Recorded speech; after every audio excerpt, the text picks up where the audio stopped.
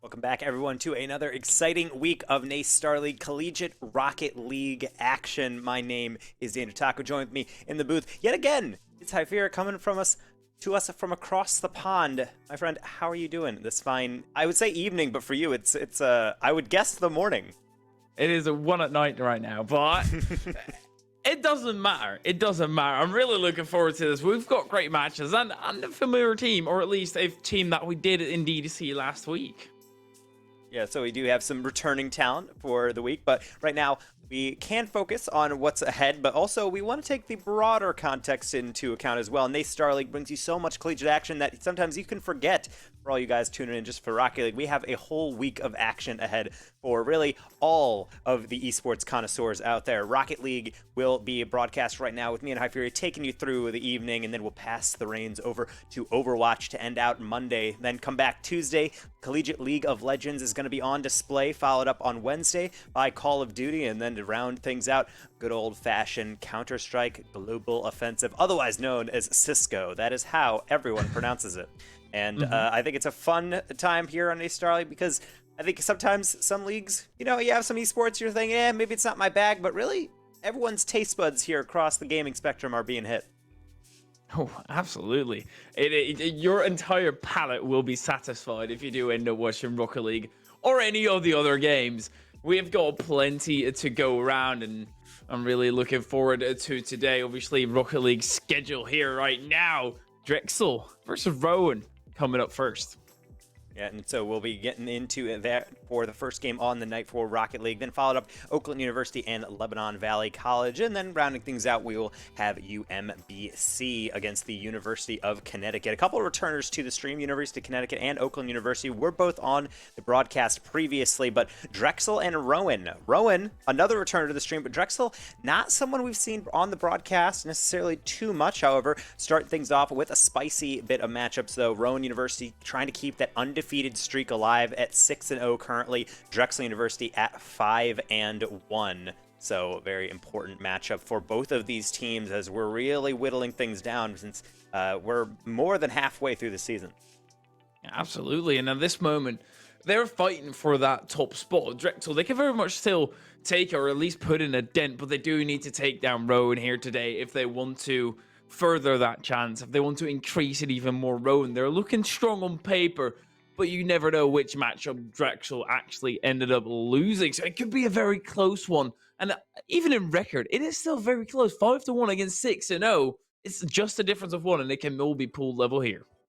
Yeah, and I think the more important thing is when you go game by game, actually in previous weeks, Rowan University was on display and they were facing off against Arcadia. That game went to game 5. That was all over the place. It was a very chaotic matchup. Squid and I walked ourselves through that. So Rowan University is still strong, but it also shows that they can be susceptible. You got to really pull out some of these victories in the clutch, go in the distance, and sometimes make some mistakes, then have to kind of swallow that down and make sure you stay composed enough to actually follow through with the rest of the series. We could have another one on our hands here. This is not a rollover team. Obviously, here on NACE Starleague, we have the finest of match officials choose out those juiciest matchups and put them right on the plate for all the viewers and us to enjoy as we are going to lead you guys through this action. So naturally, we're going to start things off with a very tumultuous matchup, potentially. Very curious to see if Rowan's going to have those same difficulties or if we'll be able to see Drexel be able to come out, make their own statement, because I always find those first games, or rather that a team gets on stream,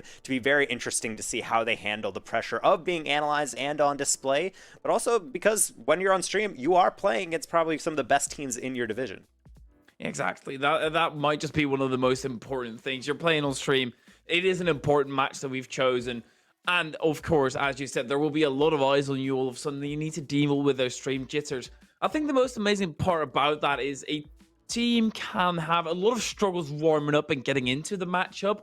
But all of a sudden in game number 2, things can switch around, turn around. All of a sudden, they manage to talk things through, something that was going wrong. They managed to warm up properly. Plenty of opportunities for a team to directly get back into the series after that first game. So I'm certainly going to be looking out to let that one slide, really scope my eyes on that second game forward. Yeah, and I think the main thing that I love about Collegiate Rocket League is when we're watching the pro players go out there. Of course, you see have some twists and turns, but Collegiate Rocket League has that chaotic energy that I absolutely live for as a commentator, and I'm sure you might feel the same way. So thankfully, we don't have to wait too long. We can dive right into the craziness that is NACE Starleague Collegiate Rocket League with Game 1 underway. Drexel and Rowan kicking things off, and Gary, a couple pixels higher, could have had an early opener. Ooh, getting close already on both sides and near into the goal. Sheena looking for the clear away. Hunter with a good 50. Gary and Eclipse double commit. They do manage to get it towards the mid line. Eclipse far out. Goes for that mid boost.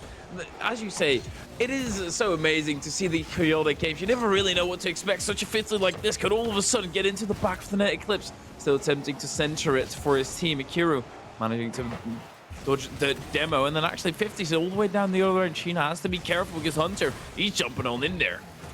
Certainly is, and he's doing even more. The Doomsy Dish, he doesn't quite have it. His teammate following up will not get contact. Gary making sure that they can compose themselves now. They're up on offense. Sheena, though, no such calmness on that touch. Will just rocket it all the way across. And now as we've gone from a lot of Rowan pressure, it's starting to go a tad back and forth, but this ball is making a lot of laps around the field.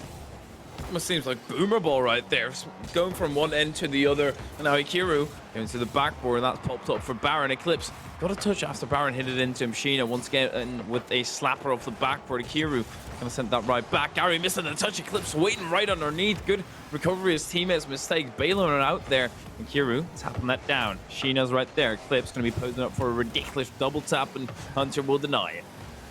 So we'll be seeing both teams trying to get that defensive posturing, but we can see how fragile it can be at times. The one miss in the backfield from Rowan almost resulted in the first goal going on the board for Drexel, but they're able to recover. I think we're seeing both teams just try the ordinary right now, just poking it on target, seeing what happens, and at least for right now, it doesn't seem to be too concerning for Drexel to try anything different. Rowan has a couple double commits down the stretch, really gonna have to watch themselves on the backside, and when they do move forward, I feel like they haven't quite got that lasting impact as they had earlier on. Eclipse finally will get a decent look. However, that one just going to glance across, and Gary trying to rescue it, but another high lob right into the waiting bumper of Baron. Kiru, the big boomer. Gary waiting behind Eclipse. Good communication for Eclipse to be called off there. Gary still staying up in the place. Pops down. Hunter centers that. Nobody there of his own team to try and take care. Ikiru, that's going to go the wrong way. That's going to your own backboard, lad. Needs to be careful with those. Oh my word, that could be dangerous. Eclipse, that's dangerous as well. Not a bounce he was looking for, but his teammate nicely collects it. Eclipse then goes in for the second try. Gary blocks that from going into the box. Ikiru still within the play, but not a little boost in the play. So Gary will swoop in and clear it away. So we'll be looking at this backboard play certainly as a major factor, as it always seems to be in these types of matchups. Both teams are doing a good job and getting adequate clears, but the setup is lacking that conviction on some of these touches. Just these light lobs in the backfield. I would love to see more power, even if it's a bit more unrestrained. You're just trying to slap it as hard as possible. I think making the defense sweat is more important at this point than trying to perfectly pick them apart, because right now, both sides' defense is holding strong, and it's up to these open shots to make the difference. Oh. Gary's just going to get teed up, and with a bump to assist, it will be going in for Rowan. An open net created by Eclipse. The teamwork still on the side of Rowan has been impeccable. They've been connecting on another level and making sure that Drexel can't break through. And even though they've double committed a decent amount on the side of Rowan, they always manage to get a proper touch on it on the clear away, which gives them time to recover, gives them time to breathe. And now Hunter, that's also going backwards, not the greatest touch on that one he was looking for. Sheena pops it on in. Baron, the good block. Eclipse can't get the second touch, has to wait for Hunter to clear it away. And now Baron hits that right into Eclipse. Good positioning out of him, but they won't get a goal out of it yet. There they go. Right as it goes into the middle. Sheena doing a good job of following this through. Sometimes the best follows on these passes is just to crash as fast as possible. The pass is not going to win any awards, but the follow through certainly will. No one on Drexel can touch that. Two defenders at least lending their efforts. We'll be going through for Rowan a good cushion here in the final 81 seconds to see if they can close out this game number one. It was really going blow for a while, but the gap starting to open up. I need Drexel to find that courage going forward again and maybe get something to bring them back in this game. Hunter trying to provide their assistance, but of course that double going to go wide, and Baron's follow-up is just not there. I saw a bump in the goal. Hunter, can he follow this one up? Pops the center. Eclipse waiting underneath. Hopefully the mistake didn't happen for him. Gary still there. Pops it to the backboard. Hunter swoops it to the side. Kiru taking that to the center. And they do need to start scoring now on the side of Drexel. Otherwise, they could just be in trouble for this first game. But I already said I want to write that first game off. They've had some opportunities, but Rowan has just been out shooting them left, right, and center. They're getting their 6 shots off, and they're getting these midfield steals. It's off the bar, stealing a goal away from Rowan. Baron will get one more clear. That certainly would have put things to rest here in game number one, but Rowan just going to continue the onslaught. They're content with just slapping the ball forward, because even if it's not going in, it's wasting precious seconds. Drexel low on time. They need to make every touch count, and that one not going to do it from Hunter. Another long roll down, and Rowan is going to finish things off with one more slap at target. Gary putting the cherry on top potentially. No double tap there. Shia will hit it away, but that will be enough damage for one game. Rowan coming away a little bit shaky at the start, but cleaning things up down the stretch, and they'll be taking game number 1. And the sheer amount of power that Rowan put behind their shots as well. I think that was really the difference maker in this series. That Draxel, they got the shots off, but they were not necessarily with a lot of venom on it, where Rowan was able to easily sweep it out to the side. Rowan just booming them on target. Sometimes we were slightly off, and that makes Drexel worried. Really well played this first game by Rowan, but as I said, once again, I'll reiterate it. This is only the first game. Drexel have got plenty of time to try and figure this one out. Yeah, and I think right now with Drexel, I think the first half of the game was really textbook what you'd want out of your defense. They were getting the clears away. They were able to get to the ball quickly, maybe not perfectly out of danger, but at least dealing with the immediate approach coming through from Rowan. But down the stretch, maybe getting a little lackadaisical with their clears, trying to put it to the sideline, but just teeing up. Really, that first goal was essentially just a free pass into the middle. So if cleaning up those mistakes comes through in game number 2, I think Drexel University is set up for some success. They just need to make sure that they echo the sentiments come through from Rowan. They're hitting shots on target. They're trying to make every opportunity as dangerous as possible. Drexel lacking that finishing touch, but at least they have plenty more games ahead to be able to remedy that. Yeah, I'm sure they'll find it in the coming games. Also, when you're a tiny bit off with their shooting, it's just a matter of feeling the momentum. It's just a matter of being in the moment, and that is what Drexel can do in this second game. Kicking off right now is Baron on Eclipse. Eclipse got his boost, though, and this is Sheena is the one who takes over Ikiru to the backboard. Baron right there for the double commit. Last time Rowan did this, and it actually works out for them in the end, or at least, well, they won the game. Not off of double commits, but still, they won the game. And now, all of a sudden, popping in like that, Baron finds himself an open net, and Drexel take the lead. I was saying Baron, a great job to set up the pass, but who needs a pass when you can be your own recipient? He just gets it perfectly landed after the 50, gets onto it before Gary can retreat, and Rowan going far too forward on that play. Every single person beyond the midfield line, essentially, when that 50 came through. And now they'll have to deal with the consequences being behind right off of the rip here in game number 2. Certainly not going to shake them. They've been around the block. They've yet to drop a series, so sure that they have plenty of mental preparation for situations like this, but maybe not for the demo plays. Baron with a double tap, denied by the bar, but Hunter will not face those similar difficulties. I personally would have been sad for them if they didn't manage to get this one in. 132 kph to a ripper as well, and Hunter gets it credited to his name, and all of a sudden, about 40 seconds in, it's Drexel leading by 2. Rowan struggling to keep up with the pace that they've brought out in this second game. Baron pinching that out to the sub with only 6 boosters. Ikiru has to step in and deal with that. Ikiru, can he get a demo? No, Sheena's up early to the skies. Ikiru still to the center. Might actually be on target. Eclipse and Gary panic. Managed to combine for a clear away there.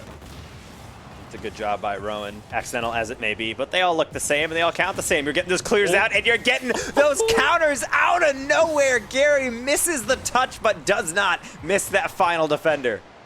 Never trust Gary when he's flying towards you like this. Ikiru had to go earlier, but was struggling to position properly. And Gary now opens up the scoring for his own university. Rowan only behind right now by 1. Sheena as Baron to clear. Gets it through, actually.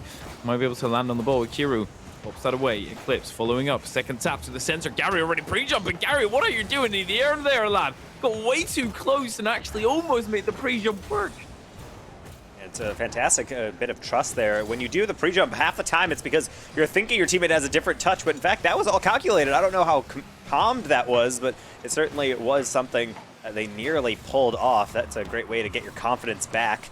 So it seems like they're still going to have to keep on searching and maybe going through a couple opponents on their path here for the comeback. Hunter will cut out the first foray. Baron on the second. A lot of commotion here in the corner. That's an open hit. Sheena and Gary get confused. It's still going on target. It's just commotion in front of the net. This just floats to the back post.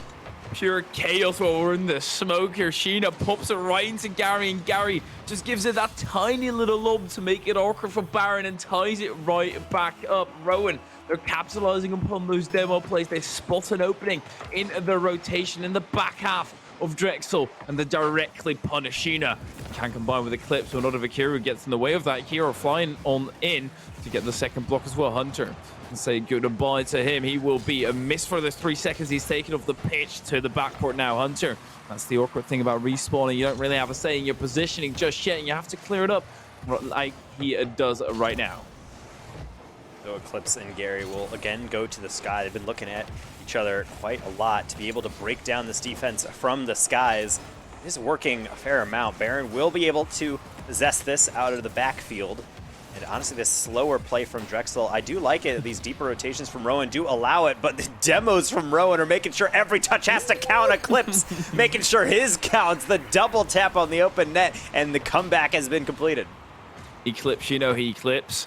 Absolutely lovely. It's an open net, but why not double tap it in instead? Rowan up by 1, and they've fought back phenomenally. Now it's Drexel's turn to try and get something going for themselves. They had a lovely thing. They had 2 goals in a row in the first 40 seconds. Weren't really able to recreate any pressure after the matter of fact, as Hunter pops his center, and Akira and Baron, they're kind of on the same line, too far spread out. Nobody there in the center to take care, but Baron, he might just be there right now. Pops it further. Hunter has got Gary in the way. Hunter waits patiently, good patience. Now Sheena is still there, pops it to the center. Baron with a phenomenal read to send it wide.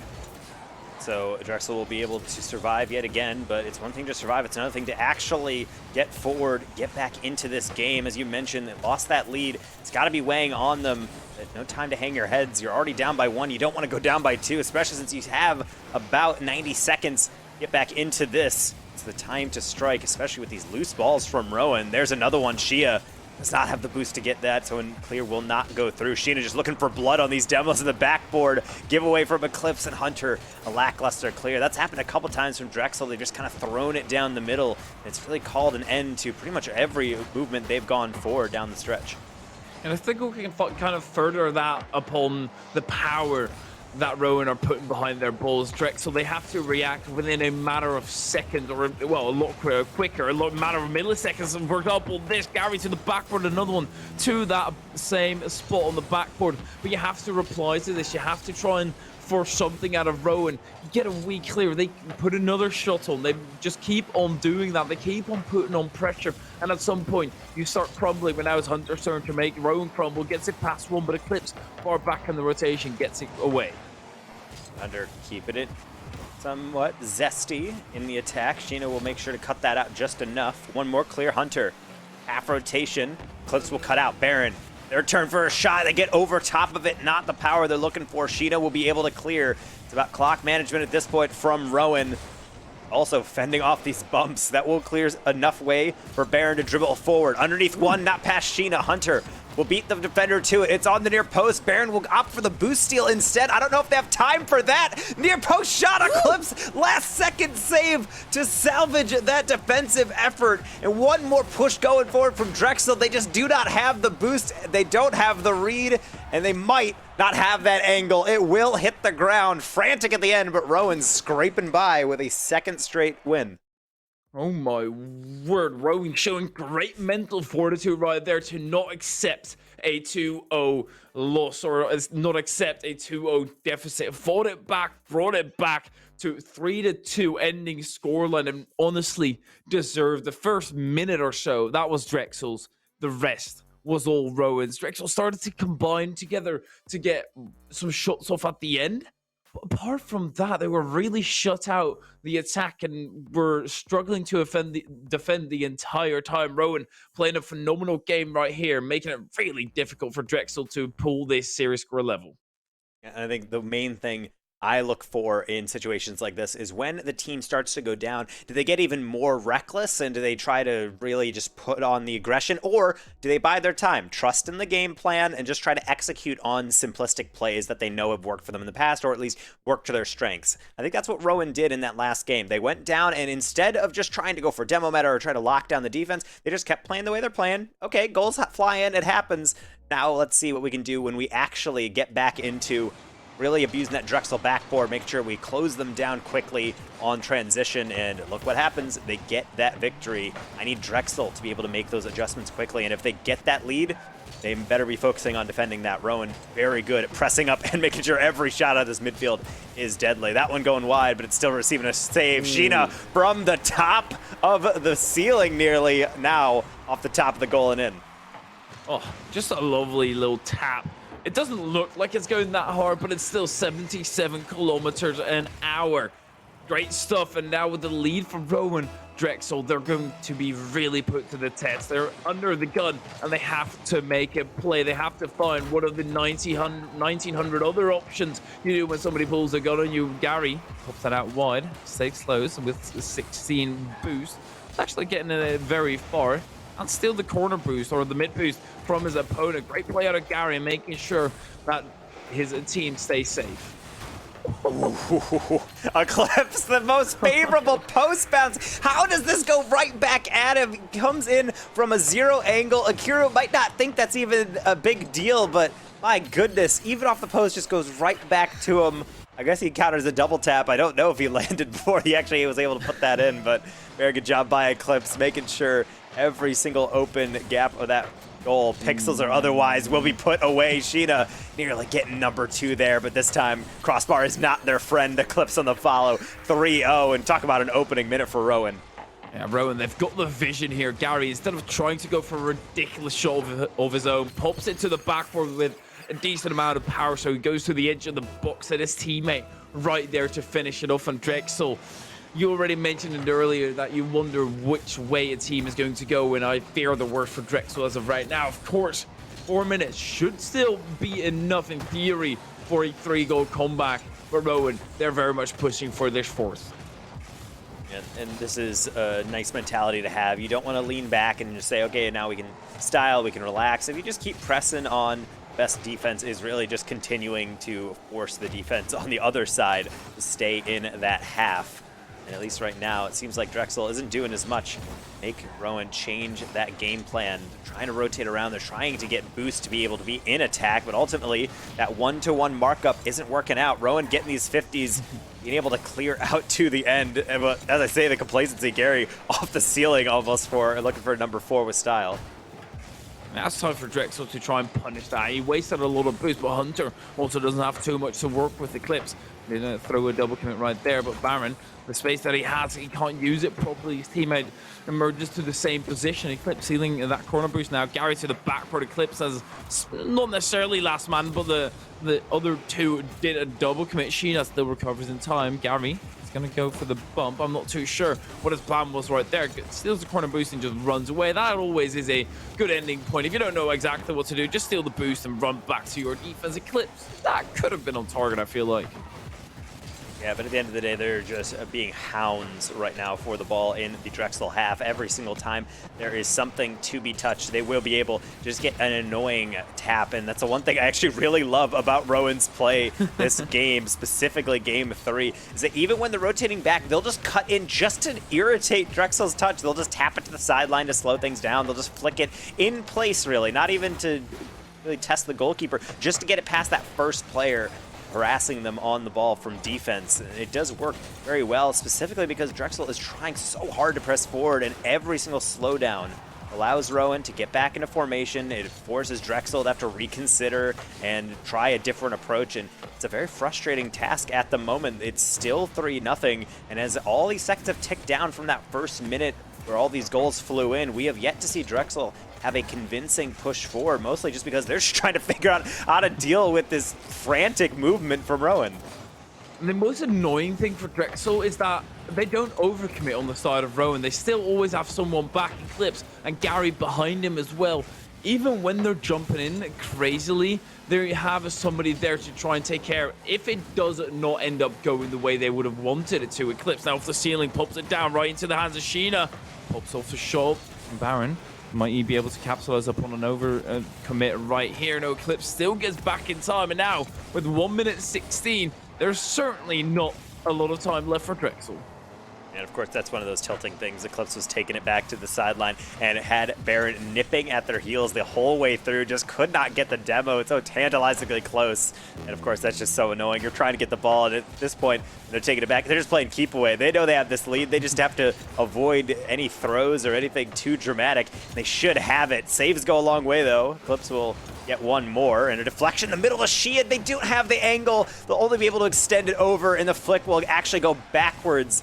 Yet another attack to the end, but hold on here.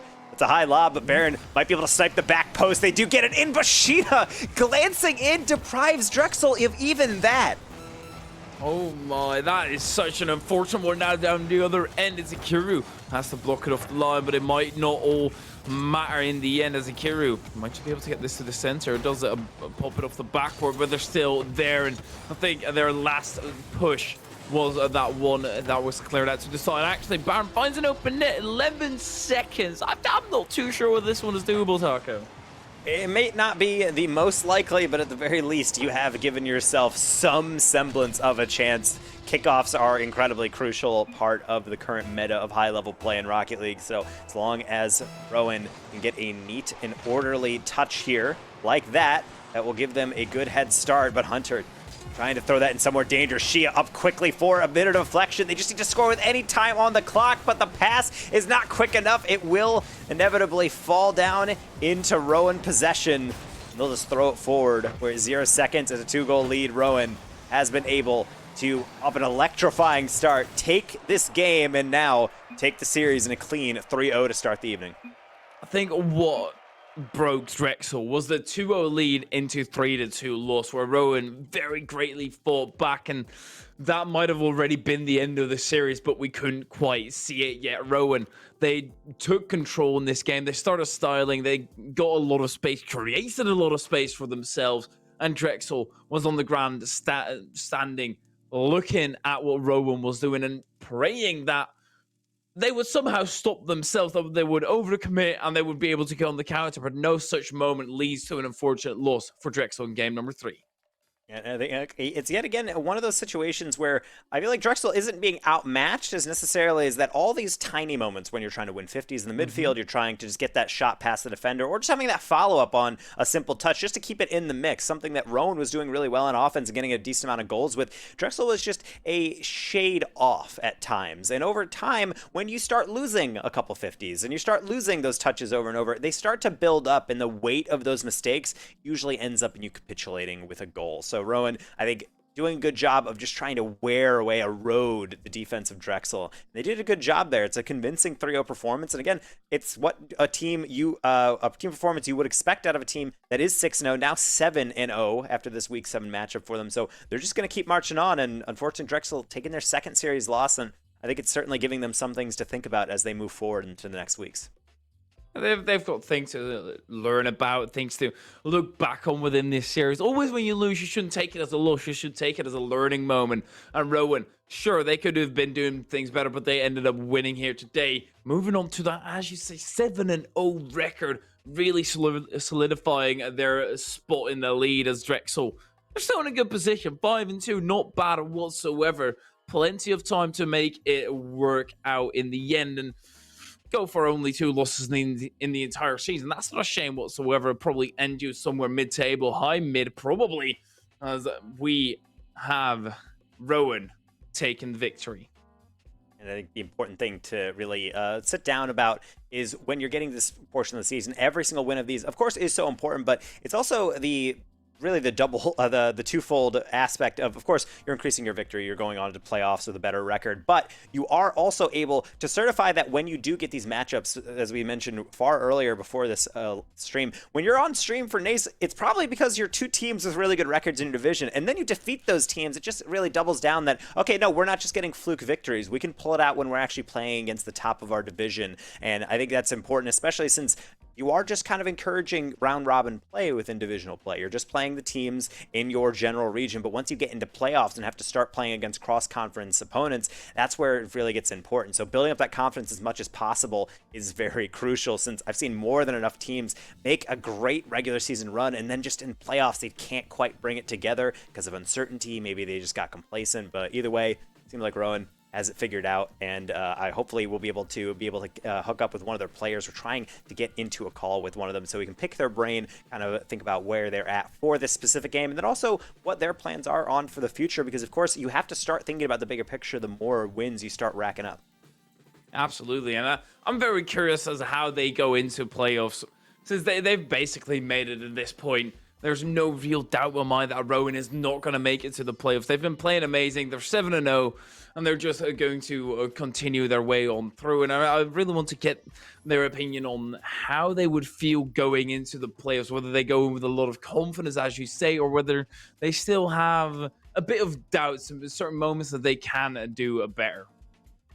Yeah, certainly. And for this game, we do, in fact, have Rowan given us a lovely person, and so we'll be able to talk about the LLS hero of the game. Since 1949, LLS has invested nearly $1.3 billion in groundbreaking research, pioneering many of today's most innovative approaches. They work tirelessly to find cures and ensure patients can access the life-saving treatments they need. When someone experiences the fear and uncertainty of a cancer diagnosis, LLS provides hope, compassion, education, and support. So just like LLS is making an impact in the cancer community, the LLS hero of the game represents the player who made the biggest impact in the match played, whether it was a clutch play, a sacrifice, or provided that strong leadership when it mattered most. Today's LLS hero of the game is Sheena from Rowan University. Sheena, on the call with us, how are you feeling after that clean sweep? I'm doing good, thank you. Excited to get the sweep. I'm surprised we got the sweep. I knew they were a tough team. I was expecting them to get at least 1 or 2 games, but we'll take a sweep. Absolutely, of course. And well, going into that game, you had a really offensive thing. Has that been a playstyle the entire season, or is that only really in this match where you felt like you could be aggressive? So we've been swapping rosters a lot. Last time we were on stream, as Taco knows, we used Swimmable Donkey. Usually when I'm playing with Eclipse and Gary, it's usually they're really heavy on the offense, and I'm on defense. So it's usually a play style we like to play. We just they gave us a lot of open space, so we were also able to take advantage of that. Yep, and I know when we talk about all these games and having teammates that are very aggressive, sometimes unexpected things can happen. Earlier on in the series, you guys got a goal by essentially just knocking into each other, and the ball just slowly glanced to the back post. How calculated is a play like that? What is the communications like when you guys are in your Discord call? Usually like that play, I think I know what you're talking about. I cut Gary off and then he lobbed it, and then I think Eclipse got a bump. Usually it's just laughing at that point because I shouldn't have cut Gary off, and he ends up reading me. In the comms afterwards, he was like, "I read you like a book," and I'm like, "I would hope you could read me because I don't know what I was doing." So it's all fun and games, but yeah, it's interesting. Yeah, talking about the communication.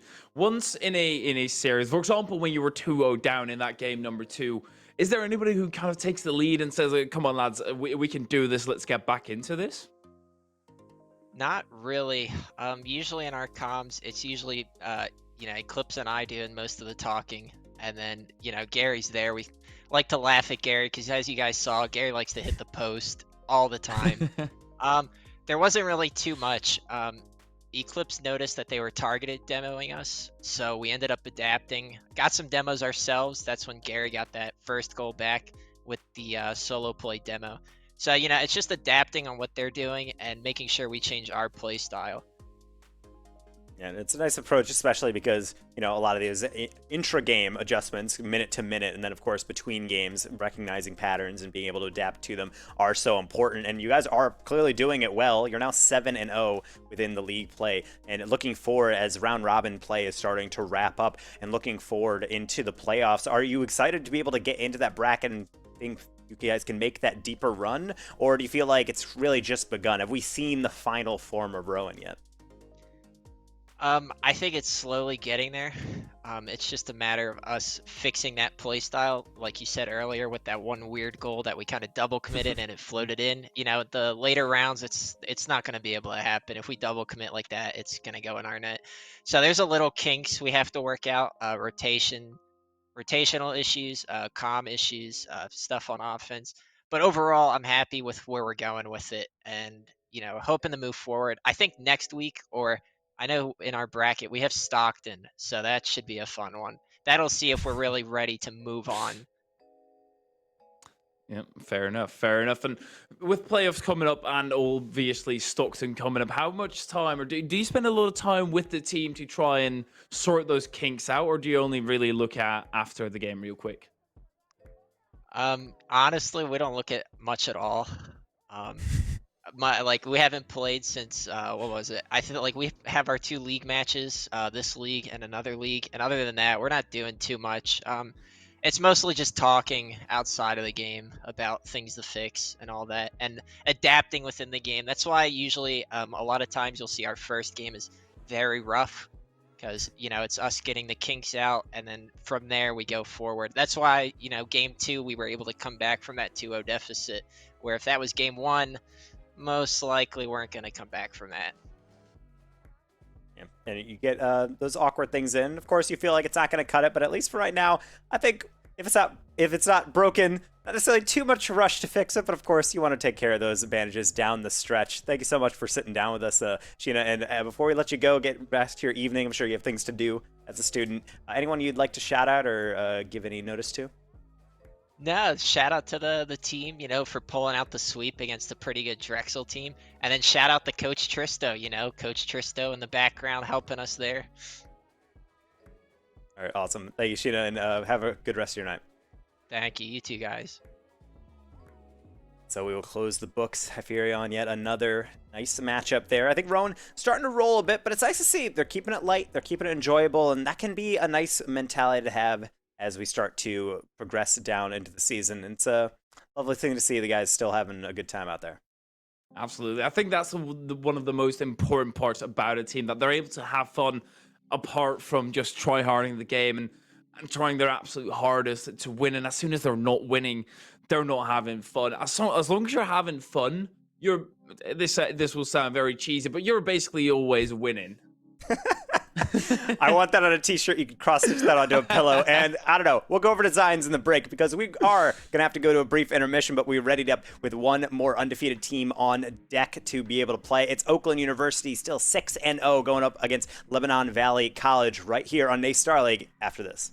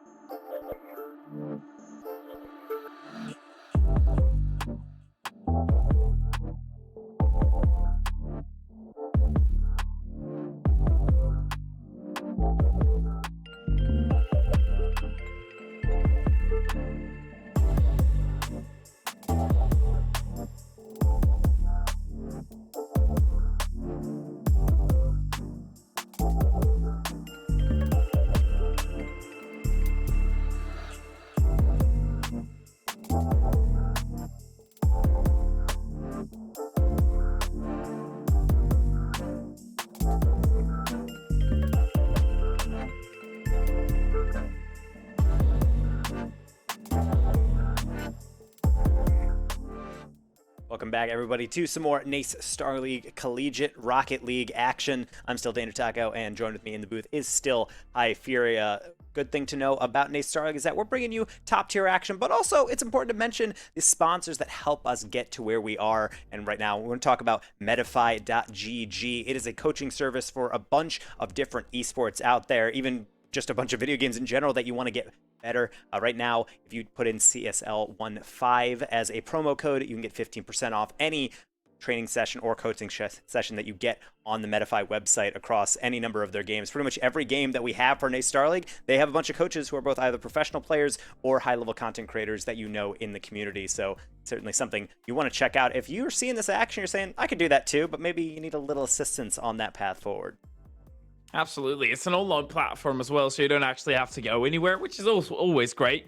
And you get to play with the best players in the world. And it also features a powerful replay review tool, allowing you and your players to submit past matches for review by the best in the game. Always what you want. And get annotated feedback frame by frame. Also really make sure that you actually do know what they're talking about. You're able to watch it back, and you always get great things, which you actually get some coaching within the game. And it's a good thing to know. I'm a little biased. I actually do coaching on Medify for Rocket League. So it's a great platform with a lot of passionate people behind it. So, of course, if you guys are trying to get better at a game and you have a little pocket change to burn, you want to support some people in the community that have that great game knowledge and whatever esport you want to get better at, definitely go to Medify.gg and see if you can book a coach pretty much in the next couple of minutes. But with that said, lovely platform, and of course, some lovely matches. Unfortunately, got a little quick one last time. We saw Rowan take down their opponent there in our first match of the day. But now we're moving on to another titan of their division. We have Oakland University against Lebanon Valley College. And right now, Lebanon Valley College, they are looking across the field at some titans right now. Ooh, absolutely. A bear literally standing, screaming at them, roaring, and a bear that's 6-0 currently in the season. LVC, they are 4-2. Not a bad record by any stretch of the imagination, but it's not quite 6-0. And also, we got to watch Oakland last week. They looked incredibly solid, got a quick lead, and then held the back line on. They ended up dropping one game because of that, so that's something I'm going to be looking out for. Is LVC able to slip through the cracks that Oakland might just end up having?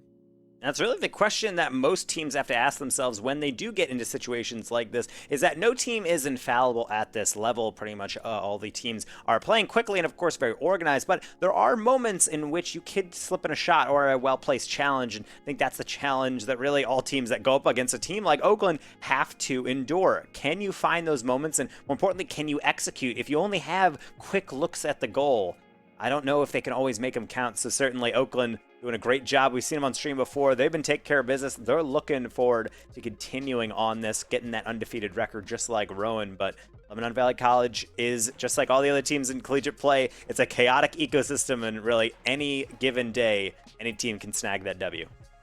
And even if LVC is, let's say, a tad under the performance of Oakland, you always have that bit of awkwardness. Let's say LVC miss a ball. Oakland are not going to be expecting it. They don't commit. LVC are able to pick it up. Oakland is awkward in the positioning, and that's where they're able to capitalize. You see that in very often professional playstyles as well, where they can come across as a little bit awkward. They can be the greatest players in the world, but then also be Diamond 2s, which makes for an incredibly weird playstyle. But if you manage to make it work and you really communicate well with your team, it might just end up working. And so it's all about that speed, coordination, and the venom you get on those contacts, because it's going to take quite a lot to get past the Oakland defense. But if any team's going to do it, Lebanon Valley College has to believe it is them today. They're on the field. They're ready to get going, and so are we. We go down to the field. We're getting on Oakland University and Lebanon Valley College here in a best of 5 to determine who's going to be moving on that sweeter game record. And right, we're going to start off with LVC getting their first look and a flip reset attempt. J-Wiz shutting it down, but a very theatrical opening we have. J-Wiz now awkward underneath. Raz puts it out to the side. That's an unfortunate bounce towards him, but Faithful very much equal to it. J-Cubed using that awkward bounce once again, and Biscuits in the net. Awkward, it bumps into the post. And right now Oakland After that initial bit of pressure, they have the ones who lay down the rule of law. Rolls right now, popping it down, gets it into the book, but JQ has to force a 50 to try and keep it in there. Regards into the stud. Biscuits right there as well with 0 boost. He's just going to be forced to back off slightly, moving across that boost, not tapping it, not getting the hitbox. Jay Wismont to the backward, no second touch, and Faithful. Oh no, you can't miss the ball out there like that. Biscuit still is in the clear. And J-Wiz does not have the support, so they'll throw it off the backboard. No second contact. J-Cube out of the midfield. Cut out by Faithful. Raz left alone. Could they get beat over the top? They will. J-Cubed, now they're left alone. Magar's coming across. They'll only get a deflection. Oakland, really the first look where they've looked truly susceptible on defense. They're able to get it away. LVC just cannot turn the counterattack quickly enough. The passing play trying to make up for it will get hit, but will be cut out ultimately in Oakland. Right back out to mid. And I'm noticing a disparity or a difference between the Oakland players. Okay, let me hold that center for a quick second. That was off the post. But Jay Wismont, he's not in a Renegades decal. He is out of place here. But that shot in placement is not. Another just roller across. And even though this touch isn't necessarily anything special, it's just fast enough to make the Lebanon Valley defenders have to hesitate, think about the angle, and then in that time that they're trying to make up their minds, J-Cubed pounced and ready to strike, puts it in on the net. And Oakland, after all of that pounder on the door, able to get their first and almost gave up their first. That's off the post. Magar's not anticipating this, and just a calamity in front of the Oakland net on the far side. Raz can't turn it in time, but LVC nearly just right back in that game. It's almost going the other way around. Instead of LVC being a bit awkward, it's Oakland being awkward, and it always works for them. They leave one hanging right in front of their own net. LVC get too slumpy with it once again, off the crossbar and out to the side. LVC, they're also not getting anything going for themselves. Jay Wismont and J-Cube running in their each way. Faithful has to leap in front of this defense. J-Cube cutting in, might be able to get the ground pinch or a second tap after the bounce. Faithful up for it early. Raz on the challenge, they both end up missing it, and it goes down the other end. And honestly, this is a very interesting playstyle because every single player on LVC is just throwing themselves forward on some of these attacks. It's very risky, but at the very least, it is putting Oakland on the back foot and perhaps being apprehensive about those next touches. It's almost gotten them bitten, but they have just enough quality to get those saves across. Now to see if their offense can follow suit. That pass, not finding anything. Longer clear down. J-Wiz into the ceiling. It's straight into Faithful, and it's rocketed near goal, but a bit of a deflection potentially affecting that touch coming through, and it's going to go right back into the LVC half. And despite all this pressure from Oakland, LVC keeping it close. 1-goal game as we enter the final 2 minutes. It's a 1-goal game. They can get back at any moment. They can't drop another one. Oakland, they're hunting for it, though. They're trying to break through the cracks, and there Raz is that through the cracks of two players who both leapt at the ball, but both missed it. All it takes is one miss, and Biscuits is coming on that near post, trying to get across to it, maybe taking a bit more time, and Raz understands when time is money, they just got to cash in those shots when they are available to them. Not getting the cleanest touch, but it's on target and just enough to beat that defender. Now, just enough to beat the defender is exactly what that one, a long clear downfield, and that last man for Oakland left stranded. Oh, J-Cube, the awkward scenario was cheating up, turned in a bit too late. Probably not enough boost to get back, and the difference is reduced to 1. Lebanon Valley College, they snapped themselves back into this match with 95 seconds remain, but J-Cube, to be able to get a kick-off goal of his own, has to bear it by this time. Magar's going the wrong way. Jay Wismont not getting the shot off target, or on target rather. He did get it off target, which is not exactly what you want. Raz creeping up close. J-Cube is called off for that one. They're still in the same rotation, and Raz make sure that it works out. That's a great hit by Magar's as well to take it all the way back down. Fortunately, teammates trying to extend that play are unable to, so right back to the drawing board. And sometimes they're just going to keep on picking up that one tool, that long ball to test Oakland. Some 50s mixed in for some good measure. That shot going through, another one going wide. J-Cube will tap it to the side, but right now, LVC with some of their best bouts of pressure we've seen so far in game number 1, even going for some demos as well, but the miss comes through. Another long clear down, and they're getting closer and closer, but ultimately we've seen way too many games end up like this. You have all the pressure in the world, but it does not matter if you can't get that final product. Infield pass, J-Wiz beaten, and that is exactly what the doctor ordered. I thought J-Wiz would be able to get a block on this. I'm not too sure what happened. He must have flipped sideways. He did indeed flip towards the blue goal side of things instead of the orange goal, not getting the proper block in there. Sends it into a level game with 32 seconds remaining. Oakland, they surely want that lead back, but Lebanon Valley College, they are on a hunt right now. They are feeling themselves. They are momentum based as of this moment as Magars. Nice block on the final 20 seconds. Biscuits trying to go down near the end 50. This time JQ was right in front of it. J-Wiz, and by his lonesome on defense, has to hold out, has to allow his team time to come back. And Biscuits missing the touch. That could be dangerous. J-Wiz off the crossbar, but he reached the bars with perfection. And you know what? It should have been on me to not doubt someone with an RLCS blue tag. J-Wiz hits that, and I'm thinking, no, you missed the shot. It's wide open, but of course, the read is flawless. The putback is likewise, and it will be the lead for Oakland. 3 seconds remaining. This kickoff has to be perfect, and it will not be. It's right to Raz. Long clear. Now full court carry required out of Lebanon Valley to the sideline. Faithful straight up and into J-Wiz and down into the turf. Oakland, a weird path we took to get here, I fear you, but they will take that game 1 victory.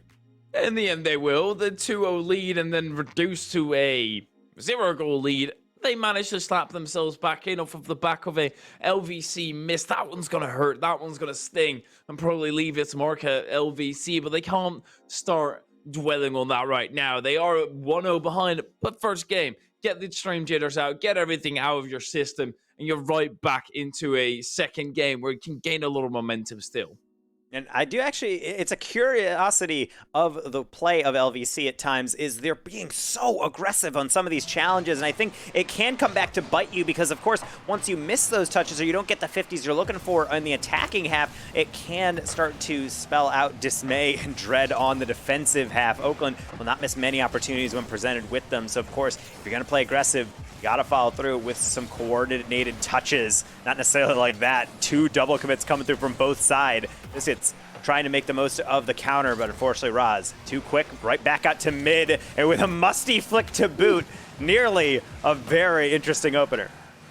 Oh my word, with that dominance as well, you can gain so much power, really slap it off your car. Biscuits now with 0 boost, and double top pops it over. J-Cubed still in the position to clear it away. A little bit of a back and forth on the side wall. Just a genuine back and forth the entire time. And then Biscuits back and forth off the crossbar, down and into the back of the net. Sometimes you see players like J-Cubed on that near post start to come out. The ball's spending so much time on the sideline, so much time in the corner. You start to think that you need to back up that corner the moment they come near post. The goal is open just for a moment. Biscuits is going to be able to slot one perfectly into the open net. They have the lead.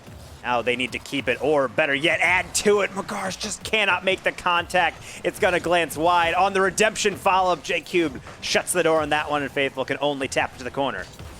J-Wiz pops it away. Faithful staying close. Good pace out of J-Cube. Not the greatest clear out by Magars. Raz can't quite snipe the angle with enough power. J-Cube's going to be turning in, but Raz pops it off too. J-Wizmont, or is it just an elaborate passing play? Magars very easily blocked the ground shot. J-Wizmont 50 into the center. Raz not necessarily the greatest touch, but J-Cube actually might be able to come and collect, get a free aerial play, goes infield and really far. Magars there to shut it down. Good block by Magars there. Good spot on the opportunity created by Oakland, and make sure that they can't create an absolute boomer here as J-Wizmont is in a favorable position, gets past one, flicks here, not past the second.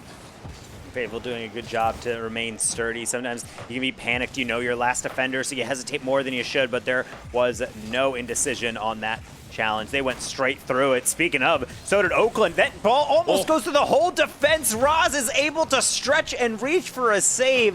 LVC, they're not going to get another chance like that likely down the stretch of this game. Those have to go away. Still have the lead, but my goodness, the regret if Oakland is able to come back and get that equalizer down the stretch. We're only halfway into this game. One more goal would do so much for LVC just to cement some confidence, but Oakland shaky at times, but others a stone wall in the backfield.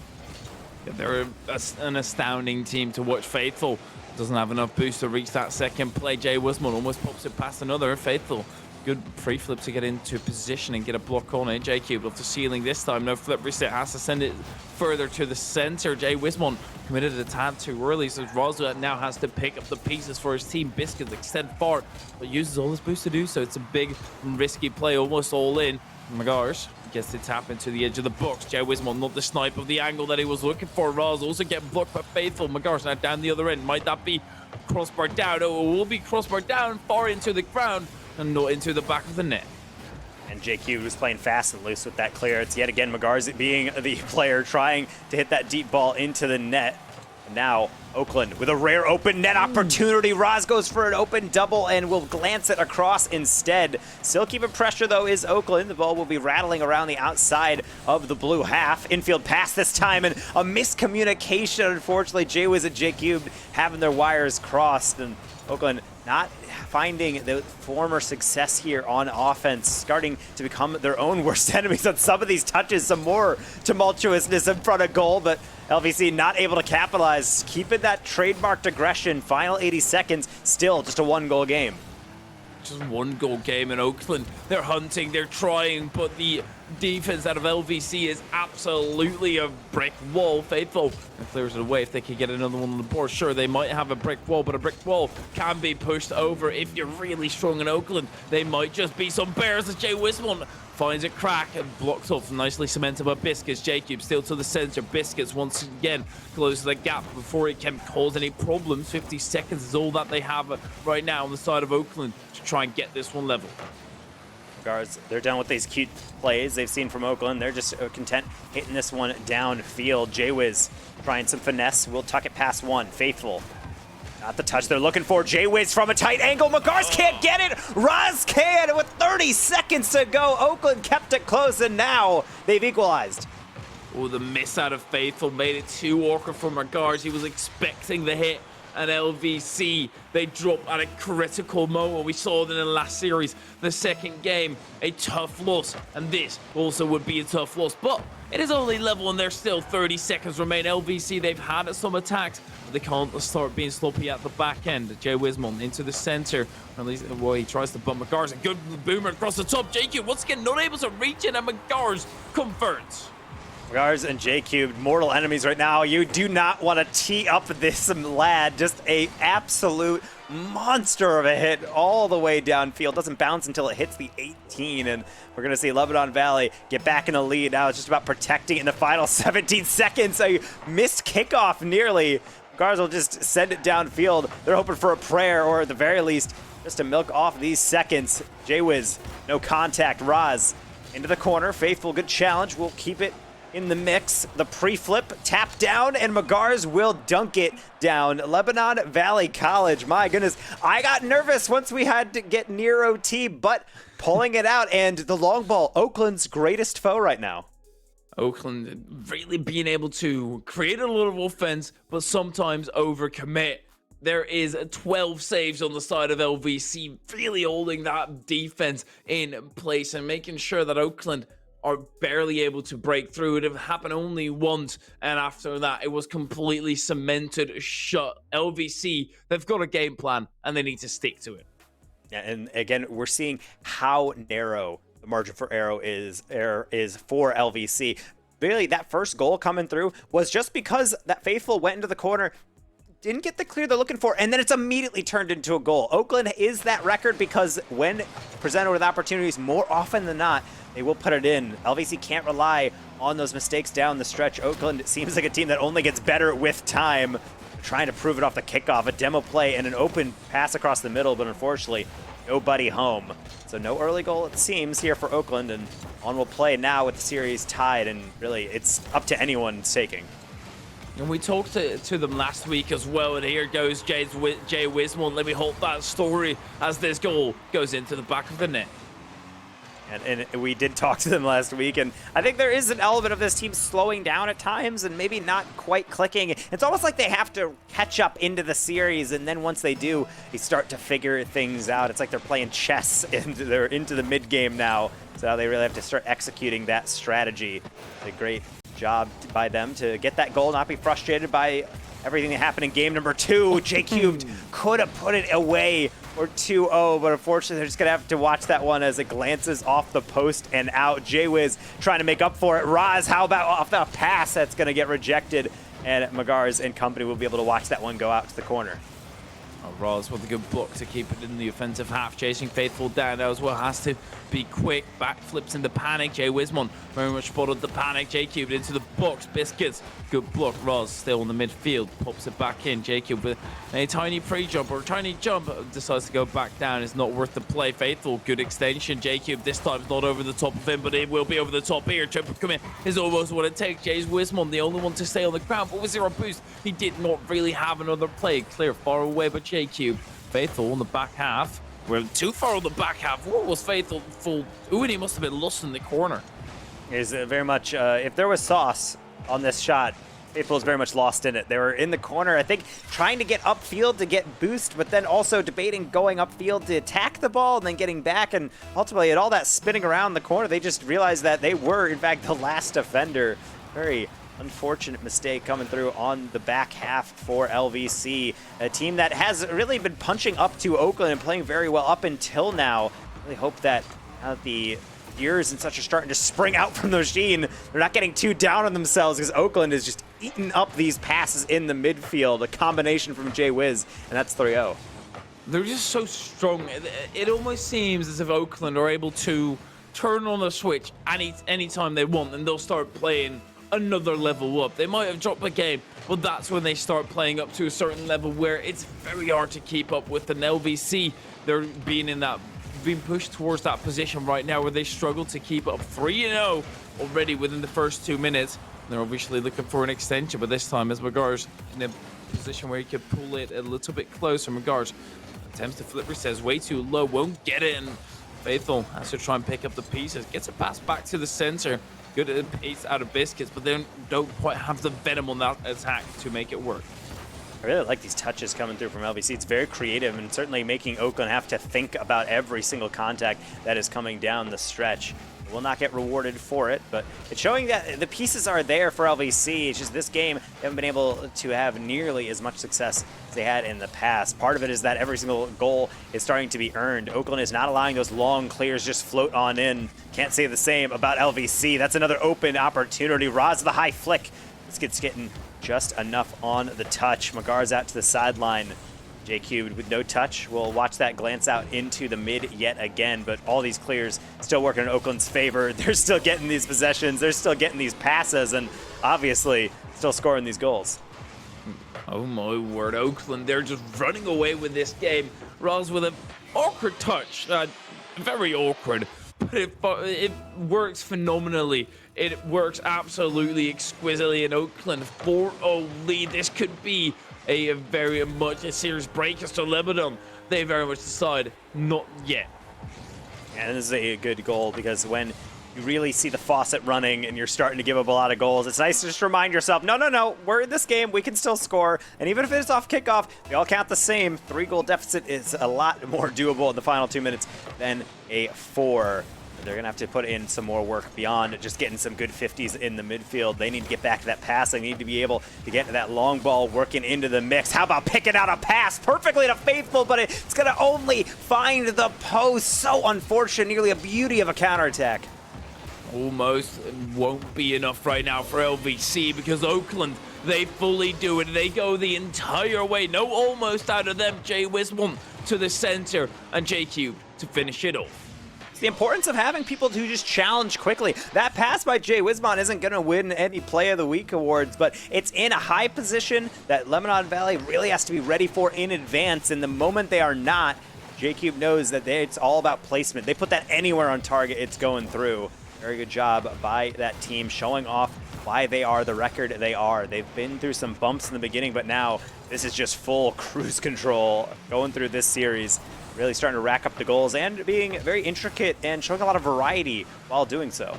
Oh my word, that was incredibly close to Jay Wismont, just redirecting that on target after it's been hit into him. Well, this time it will be almost for Oakland.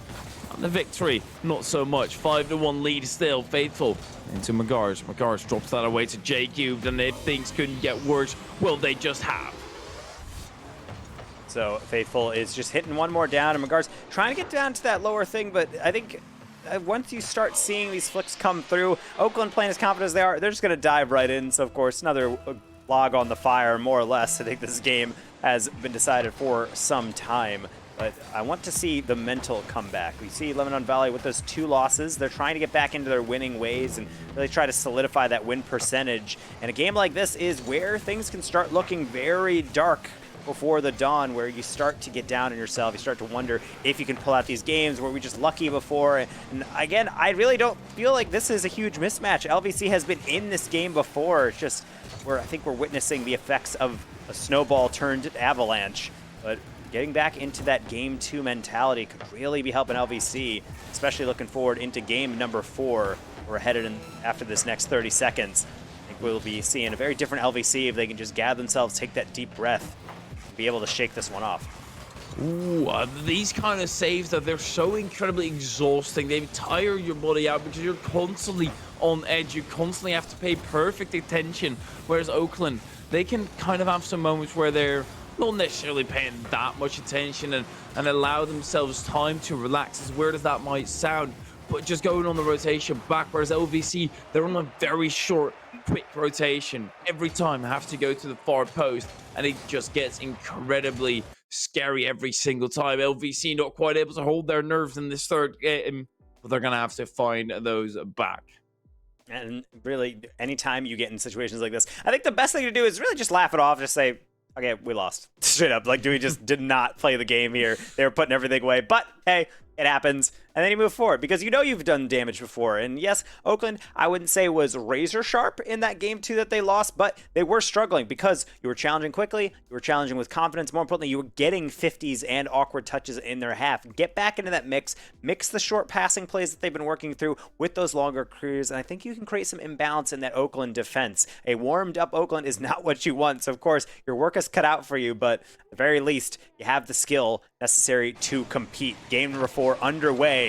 We'll see if they're listening to the broadcast, taking some coaching advice from the casters. It seems like they don't even need it. Long ball all the way down, and if not for Raz, that would have just floated right in. Oakland, they're on match point, but it is a Lebanon Valley College here to score first as Faithful up the side wall finds himself a completely open net off of what was a double commit, and Raz then not making sure the back end was closed up. And right there, Oakland, it seemed playing a bit too instinctively. A couple misses, and then Raz gets a clear, and then another ball comes through, another clear goes through, and every single player at Oakland follows it. Not necessarily a clear as much as just a free shot coming through on the rebound from LVC, and that's a nice gift given to them by Oakland. I don't think they can rely on too many of those down the stretch, but a lead is certainly something they will cherish. Can they hold on to it? That's their next thought. Biscuits doing a good job to be able to stave off that attack with a longer clear. Faithful, that's a rocket on the near post. J-Cube up to the task and possesses out of the corner. J-Cube going on the counter. McGar's with a nice shutdown. Biscuits getting bumped out of the way by Raz. Says it's my ball and says it with force. Gets it to the backboard. Jay Wismon has to be careful. Gets the ball for free on the side with 60 boost. He can surely do something. Gets a flipper set. Goes past one. Still has the boost to block Biscuits, but it won't be enough. Biscuits out to the side. Faithful looking for that counter-attacking opportunity, but J-Cube kills that at its beginning stages. Faithful to the backboard. So also has the boost to get back to it. Almost sliced it down, but once again, keyword, almost. Yeah, and right now, Oakland, not necessarily living on a prayer, but they're certainly going to be turning to religion soon if they keep getting breaks like this. The miss is not coming through from LVC, and they will be able to at least get the clear out temporarily and potentially get even more than that. J-Cube almost caught his last man yet again. McGar's being a harasser, getting on top of this touch. This gets fallen through after all that chaos created. And right back to McGar's, the longer clear. J-Wiz having to slow things down. Last back temporarily. Double commit from LVC, but a giveaway from Biscuits. That's out of the near post. That one is in, and there is a 2-goal lead seemingly out of nothing. Oakland being way too loose, and after this double commit, expecting the third one to stay far back. But if you go give a ball like that, of course, that last man is not going to stay back. We'll swoop on in, get the second goal for LVC. And Oakland, they're being put on the back foot. Raz can get it back within one, but Faithful very much shuts that down quickly. Jay Wismon on the side wall. J-Cube has to clear that away. Boomer, but right into the hands of McGar. Really trying to possess things down. And it's a good strategy, especially if Oakland not necessarily getting these 50s. It's going to go straight at Roz, and 50 will bring it straight to the ceiling. J-Cubed. Temporary touch. Biscuit set up again. J-Wiz needs some theatrical saves. They will. Roz will follow suit.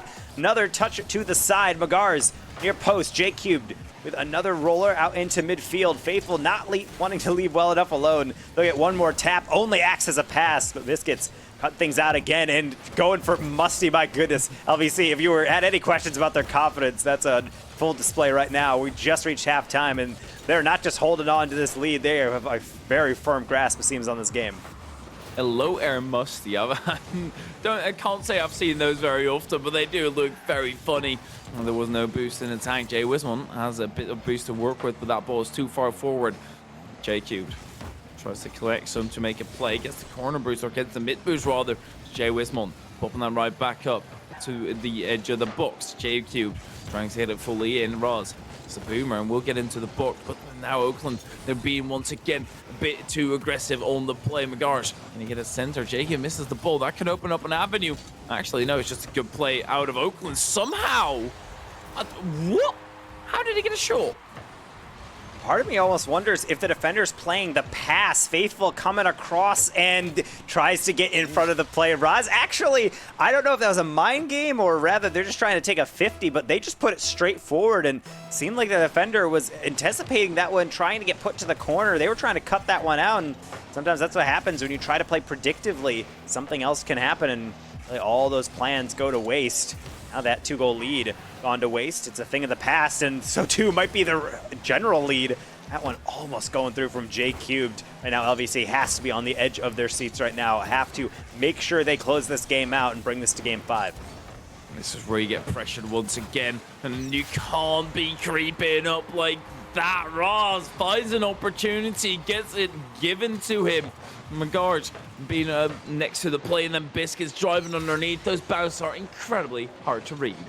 Yeah, I think Biscuits is having to assume that there's a different bounce, and I think the moment it goes over their head, part of them has to be thinking, oh, that might be something I have to deal with later, but right as they have that thought, all screams right by their head, and they're going to have a tie game. LVC done so well to get in the lead and keep a lot of pressure this game, and you have one more bit of magic, force this series on to a thrilling conclusion. Biscuits upfield, nearly getting the redirect. Magars straight into the ceiling. J-Cubed is left alone, but Faithful decides against the aerial. Maybe just not enough in the tank. They're gonna have to turn away. 45 seconds remaining. Can Oakland do it yet again? Get that comeback and pull out a win after the early deficit. We'll have to wait and see. Roz looking in form, but they'll only find that crossbar. Is J-Cubed often last man back? He is right now preventing those boomers going across the top of him. Good adaptation, and I think 50's it right into the edge of the box, or right into the box rather, not even the edge, straight into the center. As Faithful, he will be trying to do the same for his team, but Jay Wismon shuts him down. 50 on the side, while Magars muscles him out of the game.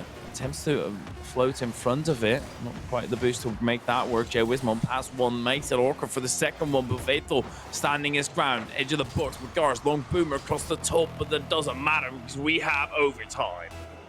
We have a second or two more of here, and that might have been going straight in, but J-Cubed right off the kickoff, nearly going straight in, not able to wrangle a shot. J-Wiz into the ceiling.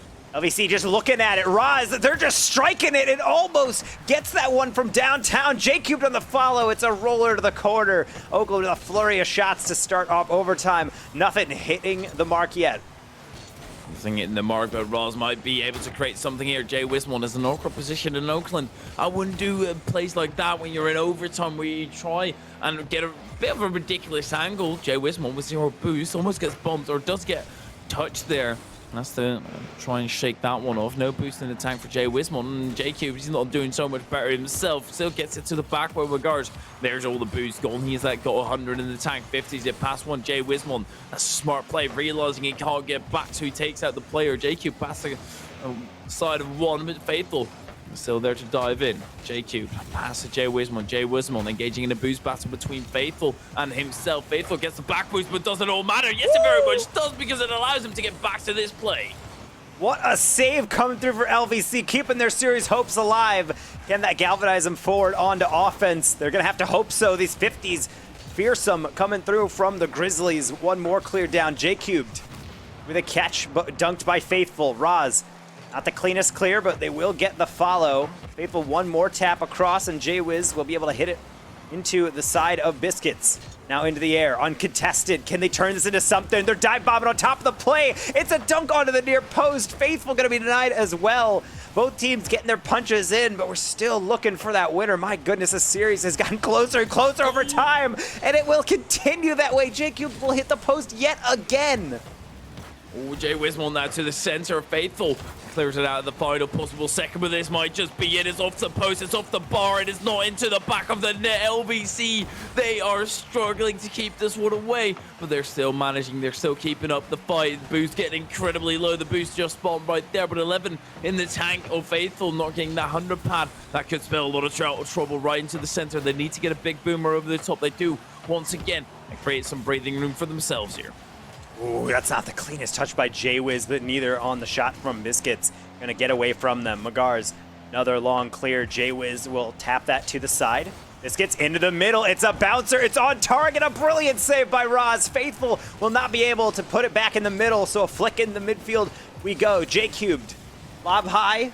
Biscuits to the sideline. Raz has J-Wiz lurking for him in the middle. Faithful will just be able to cut that one out. J-Cube trying to keep it one more touch going forward, but everyone splayed out trying to get boost. Misses a bound, and J-Wiz will only be able to get a weak shot. Raz on the fall. Is this the dagger? No. It is. They cannot keep it out. LVC with a valiant effort, but Oakland University pulls out the series win 3-1.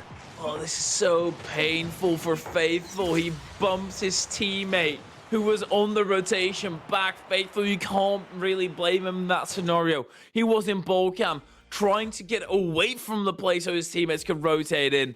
And then your teammate is right there. Oakland, they take the victory in 4 games. A 3-1 scoreline will bring them to this exact moment.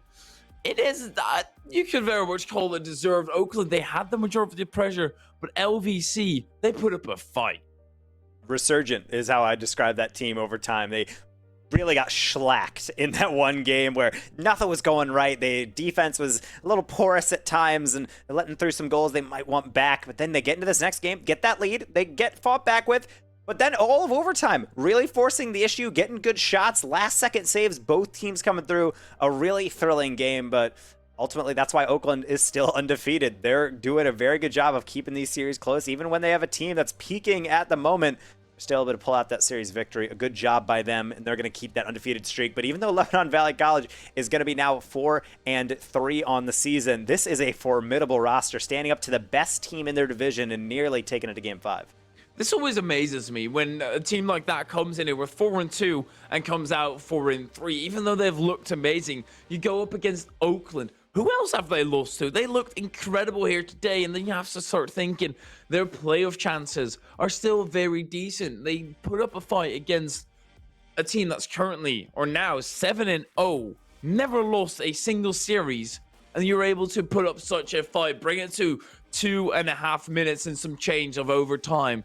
It's an incredible feature out of them, and they surely need to shake this loss off and further their play.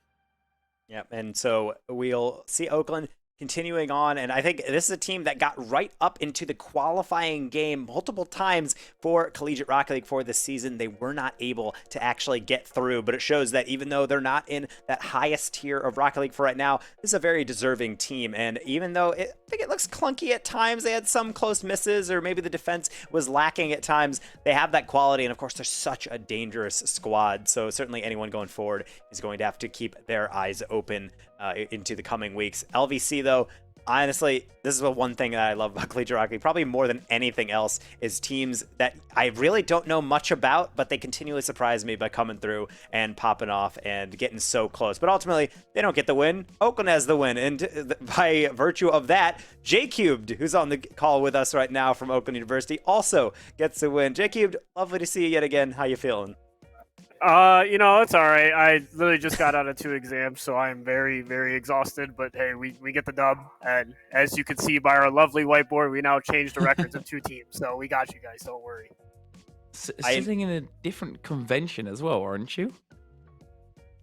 No, we're in the As same. opposed to same last so week? the last time we were downstairs, we're in like the VIP balcony area now. So Ooh, okay. yeah. Okay. Yeah. Did you just move there after your win, or were you there the entire time? No. We played here the entire time. Yeah, we have Okay. 6 PCs all set up. So we have the A team here and the B team playing over there. So Okay, well, you can't put the prop there and me not ask about it. So, yeah, I mean, what is going that's on? it's there What is for. going on this whiteboard right now? What are you guys trying to display here? What even are those I stats? think- I just see a bunch of ones and So, zeros. so it's goal percentage, assist percentage, save percentage, shot percentage, all 100% for us because it's right, and then the other team, and then cool percentage we have like 100,000 or 100 million, a lot of zeros and a 1 in front of it, and then a -2 for the other team. So yeah. Kind of crazy to even see you have so many zeros that you actually have to go into LVC's table area to be able to Yeah, I finish the know, number. right? I mean, that's truly impressive. Yeah, I mean Octane GG really has some good stats for us. Let me tell you. Yeah, absolutely, and of course, enough joking. You were struggling to break through at times, and LVC, did they put up a surprising fight? I think they definitely surprised us a little bit. I mean, we definitely came in super cold, I gotta say, into this series. But they definitely played really well. Like, big props to them because they caught us off guard for sure. They definitely had a lot of good opportunities where they were able to capitalize, and we were just sleeping a little bit, honestly. But all props to them. They really played a really good play style. So. And so when we kind of look through that and you say they play a really good play style, what did you feel like you guys were faltering on? Because they had that one game where everything just went off the rails for LVC. They were letting in a couple of goals. You guys were pounding them through. But then on the adjustments on the back half, what do you feel like really was throwing you guys off? It didn't necessarily look unusual to have some of those goals go in, but I would say uncharacteristic of you guys to give up, notably those long balls kind of getting through down the field.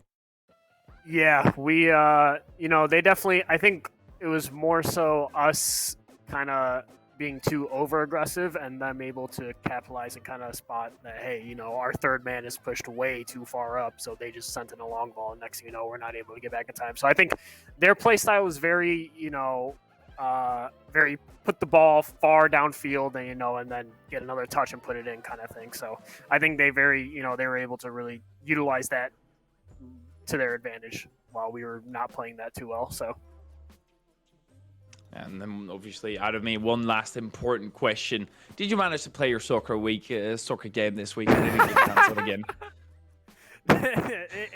We did manage to play it. I actually scored a goal and got an assist. So I mean, hey, but we still lost. Jeez. But, I mean, I haven't scored a goal in a soccer match for God knows how long. So I mean, it felt good. Regame. Being someone who's just constantly a referee, but so getting the other side feeling was nice. That is nice to hear. So obviously you're getting dubs both on the virtual pitch and then also on the physical pitch. Nice to see from you guys. You're going to continue that undefeated streak, and best luck with you guys down the stretch. Before we let you go, any shout outs you want to give to anyone in particular?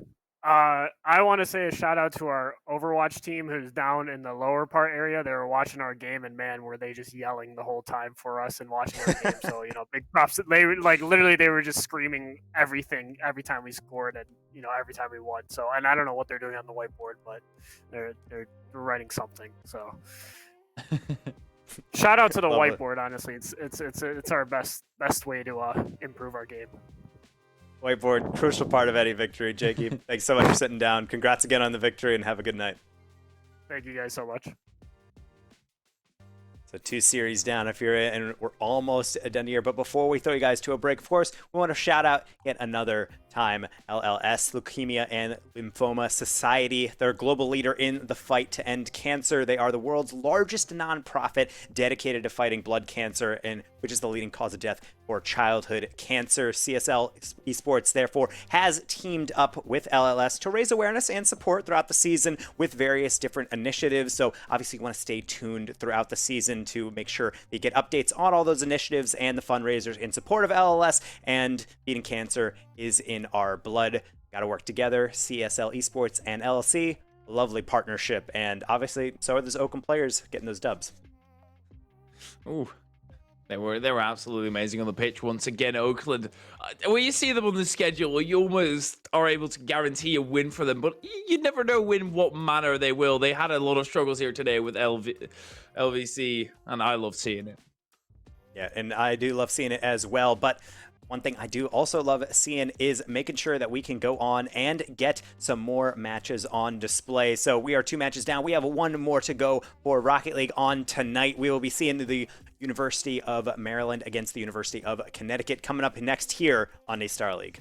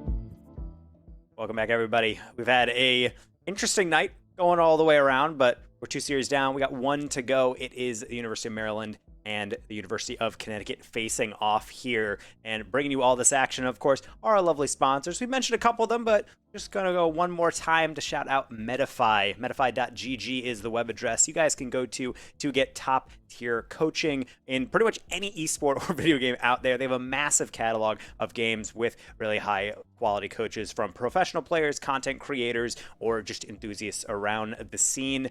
They can get replay reviews on demand to go online and get feedback, annotated notes, and be able to really up your game by getting an experienced eye to glance over things. So certainly something that I think when you're watching these esports, if you're anything like me, you want to get involved, you want to get better, you want to get on the grind, and I think getting a coaching service like that, always a good first step to go. Absolutely. And the most important part is you want to be able to do it quick, and that is also you're able to book your first session in less than 3 minutes, incredibly quick. And you can also instantly chat with the coaches in real time or upload past game replay and get expert level analysis from the top level players. And it also, as we're here for a collegiate league, it does offer customer support for collegiate programs. Medify it's great if you want to get some coaching and get better at said game. Yeah, and we understand sometimes coaching requires that money and you're a little bit thin on it as a college student. That's why CSL, being partnered with Medify, allows you to get that 15% off. Just use CSL15 at checkout on your coaching order to get a nice little discount and be able to be on your way to improving yourself as an esports player. And to be honest, I'm just going to say it, as a person, Medify coaching probably going to make you just a better overall person. That's a bold claim, but I'm going to stick by it. Okay, well, I mean, I'll join you. If you stick by something, I'm going to stick with you, brother. I will stick with you till the end, and everybody becomes better persons. I already feel like a better person by talking about them. So, well, there's a lot of players on the pitch who want to be a better person as well, who are trying to prove themselves on the Rocket League pitch. And I think this third match of tonight, it could go one of two ways. If you look at the pattern, we've had a 3-0, 3-1. So it's either a 3-0 again or a game 5. Yeah, or we're just slowly building to the game 5, which would be nice for our finale. And I mean, normally I look at matches like this, and we normally have 2 undefeated teams or 2 teams at the very top. But we got a 4-2 in the side of University of Connecticut and a 5-1 team for University of Maryland or Baltimore County. And I think matches like this are just as interesting to me because it's a team almost slipping into the middle of the table and trying to fight their way back. University of Connecticut previously in other collegiate leagues has actually been a champion in their respective leagues. I've casted them many times before. I'm intimately familiar with this UCONN squad. So to see them slowly slip down, very interesting. Not what I would expect out of them, but obviously if we've learned anything from Lebanon Valley College, any team can pop off at any given moment. So curious to see if any of those troubles they've had can be remedied here in this next series, and maybe that pattern is beholden true, and we'll be seeing the king of content here within this final match. Yeah, maybe the University of Connecticut disaster struck there, or, well, didn't anymore. That's why they kind of fell down a bit. Either way, this is going to be a great match. The first matchup of today that doesn't have an undefeated team in there, in UMBC and University of UCONN, or UCONN just in general, they're going to make this a battle and a half. As you say, UMBC can very much make their running for the top of the league, whereas UCONN, they're trying to prevent falling in that mid mode.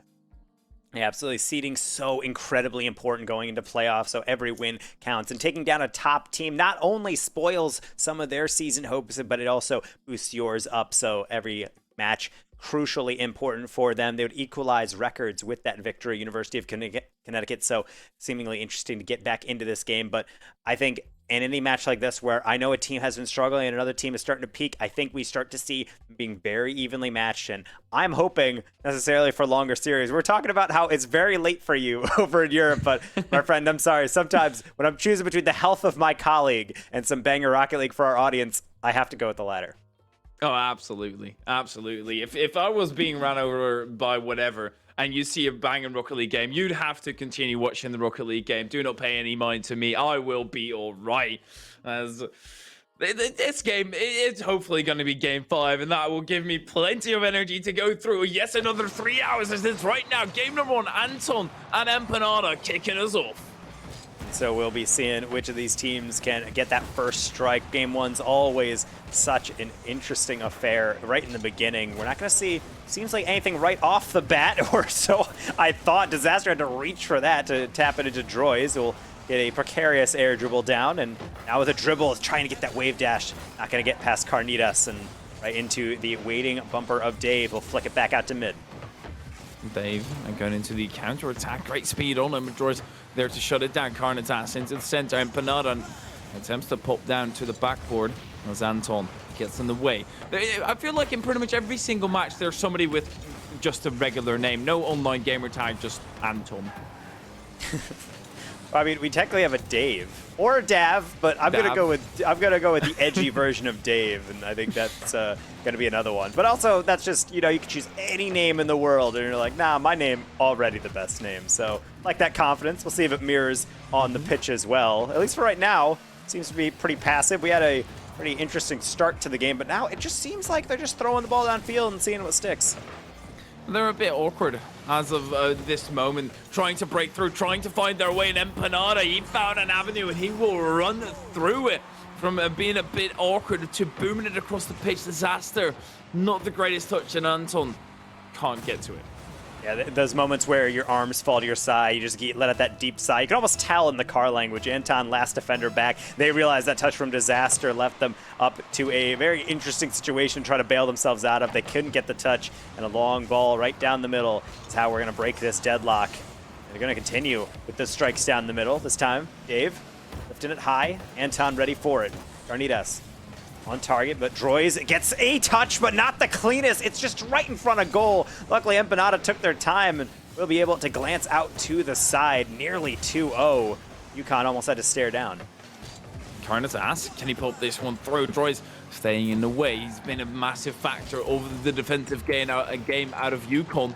Popping straight to the center. Anton has to clear things up this time. UCONN actually, they have a one save across the board. Anton wave dash, and Carnitas doesn't have too much trouble blocking it. Anton pops that one up high. Disaster popping from the other side of the field to try and get a connection on that one. Gets it through to Empanada. Dave back in the back to collect it, trying to go on the counter attack. Maybe an infield pass, but Droids staying close, shuts it down at the roots. Disaster trying to rush things.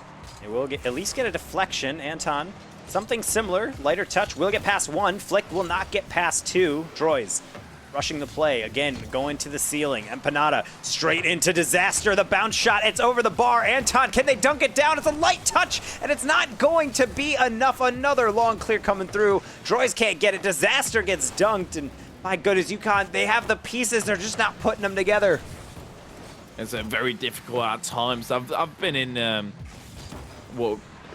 third grade or something, where you have to put the little shapes into the box. It's a very hard game, and right now UCONN, they're very much experiencing that as it gets popped out to the side. They still have 2 minutes to try and figure things out, and the great thing with those kind of games is if you try enough times, you will get it up eventually. And right now, that's all they can do is try until they succeed. Right now, huge obstacle to their success is this University of Maryland back line. Getting some nice clears, though, not necessarily nice possessions off of them. A lot of giveaways on the sideline, particularly this right one for UCONN, but every single time they go forward, it's almost like they're opting for the largest swing, and then they just come up with a miss, and they're going to have to go back to the drawing board. They're keeping it close with a 1-goal lead, so Maryland can't get complacent because at any time, Disaster can strike.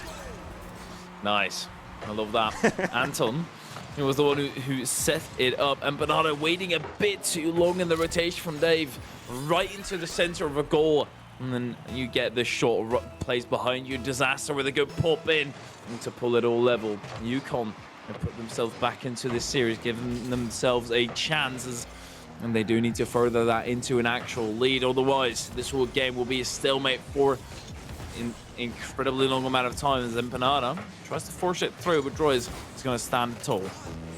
And I do like that play from Anton. Didn't end up working, but it's just the tiny touches on offense. So they're getting a touch forward and then bumping a player out of the backfield. Didn't work out for a goal, but the double commits in the midfield from UCONN nearly paid off with a UMBC counterattack. Dave Not a clean touch, but acts as a back pass. Anton using that sidewall. Droids lurking upfield. Empanada, the good cutout, and another long ball down. Getting down to those crucial final seconds of game number 1, where one mistake coming through could spell the end of the road for one team. Empanada set up with a beautiful pass, but the power was not enough. We're going to go back out to the corner. 20 seconds remaining. UMBC trying to set up camp, but they are dealing with some quality UCONN clears. And purely for that reason you mentioned, one mistake can be fatal. There's a lot of nerves that will be coming at play. You have to keep them in check. Anton, improved pass across, Droids with a short shut down at a truth once again. Anton down the side, Disaster caught it in top of his car, but will drop it, and we will have a game 1 overtime. It seemed like a miscommunication there. It's almost like Disaster was set up for a pass, but Anton tried to get out of the way, and they couldn't, and then they collided, and it's going to go down. It will go to overtime, and they're still confident that they're in this game, but would want to have that pass back. Empanada, they're not having any regrets. They're getting some great build-up and almost tucking that pass through. Carnitas up quickly. That's a miss. Anton, with a slow dribble out, will get bumped, and that's something that we haven't seen often, and it really does tend to rear its head down the stretch. That physical play, if the rotation is too clean from both sides, maybe might help getting one of those players off that field. Empanada on the clear away, trying to clear Anton off the field, but Anton flies through it, flies past it rather. Disaster pops that one up. Troy's last man. Anton will be on the rotation back. Good bump, but Anton, as I said, he's on the rotation back. He won't be involved in the play up until now. Dives in, Dave.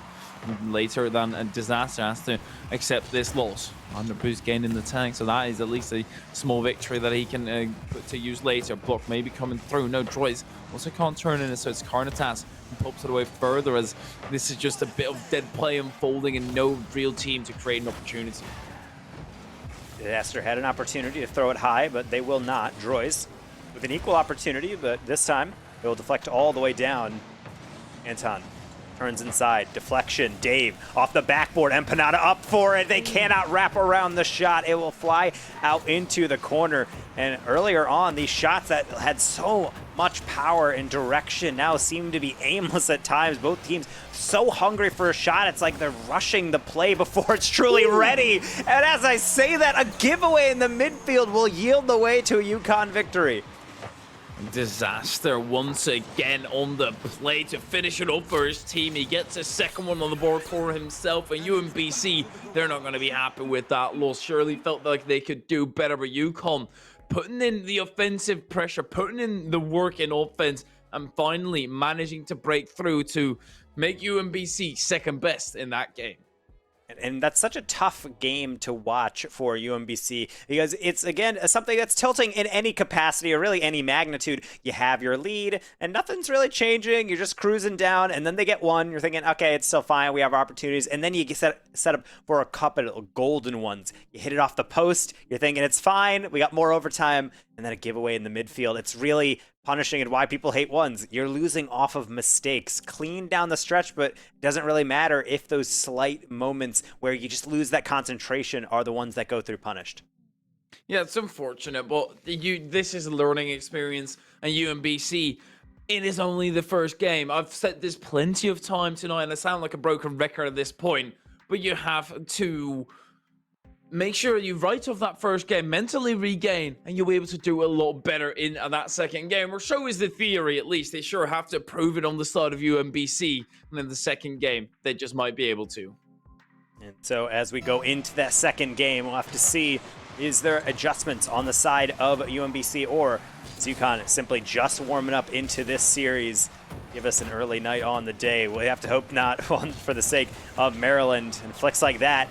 We'll give him a good galvanizing impact. Empanada tucking it under Anton, who just has to carelessly fly over the top.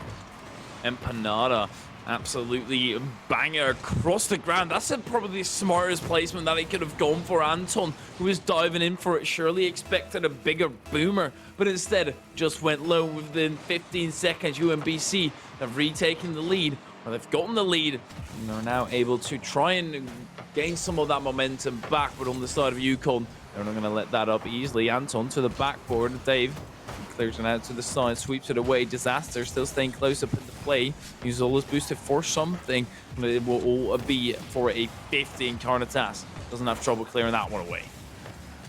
Roy's Having some quality touches down the stretch, nearly setting up their own shot. Empanada, though, on the counter.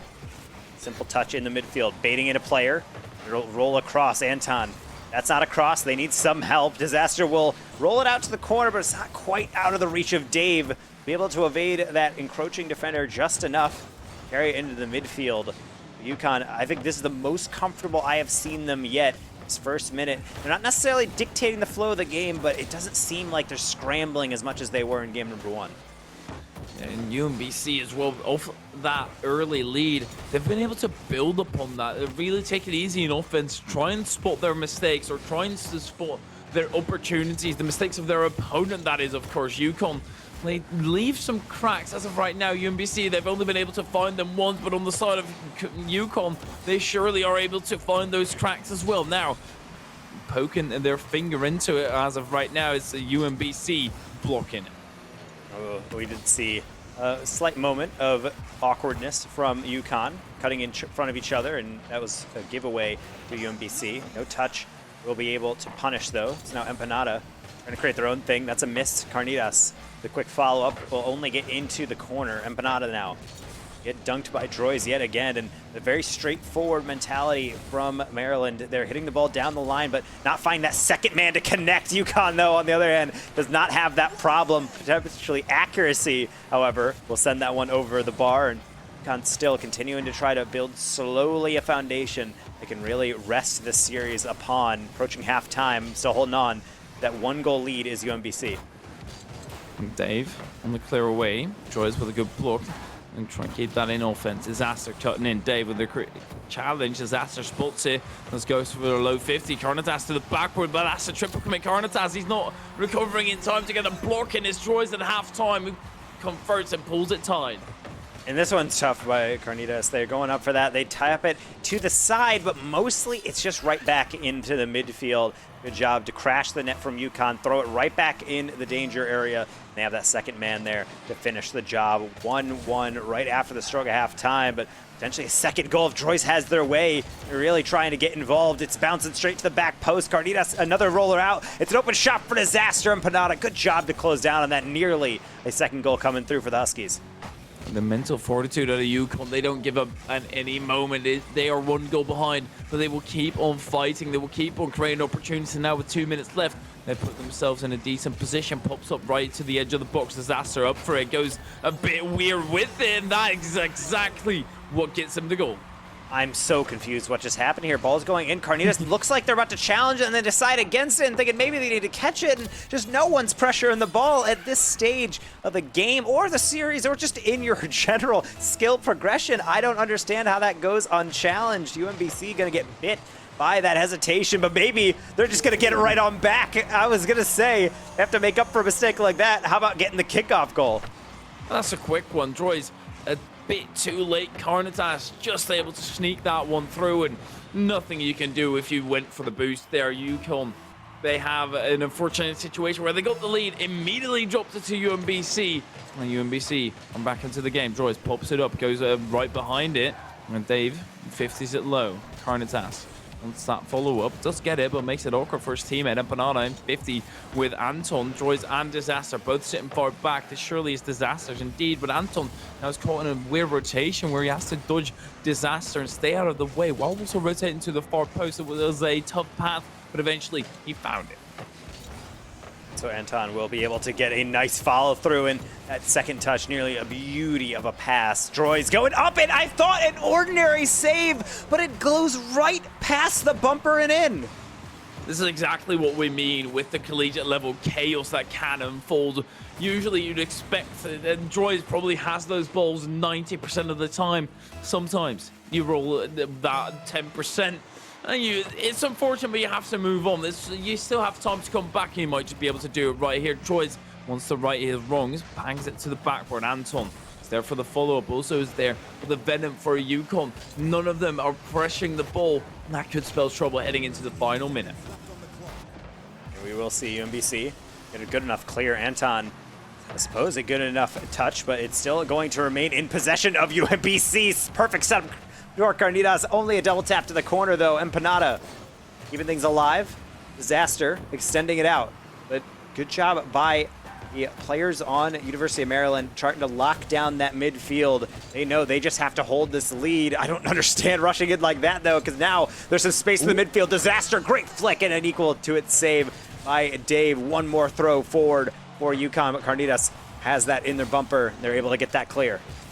Well, that's right into the edge of the box, though, Dave, with good pace, but 20 seconds, and these final stages have all been UConn, but now one breakaway by Empanada. He just wants the 50, just wastes time, and then goes for the corner boost, misses it, so his teammates will have to hold on defense. Anton goes low with it, but Empanada, remember, he still is low on boost, misses the ball. Carnitas in the corner, Disaster is able to put it to the edge of the box. Anton, he's up for it, passes it back to Disaster. Disaster uses Joyce to ramp that ball up to the sky. Joyce also nice a doink to pop that up further. Disaster to the back for Dave. Is going to be getting a read. Carnitas helps him out, and that will close out game number 2 for UMBC.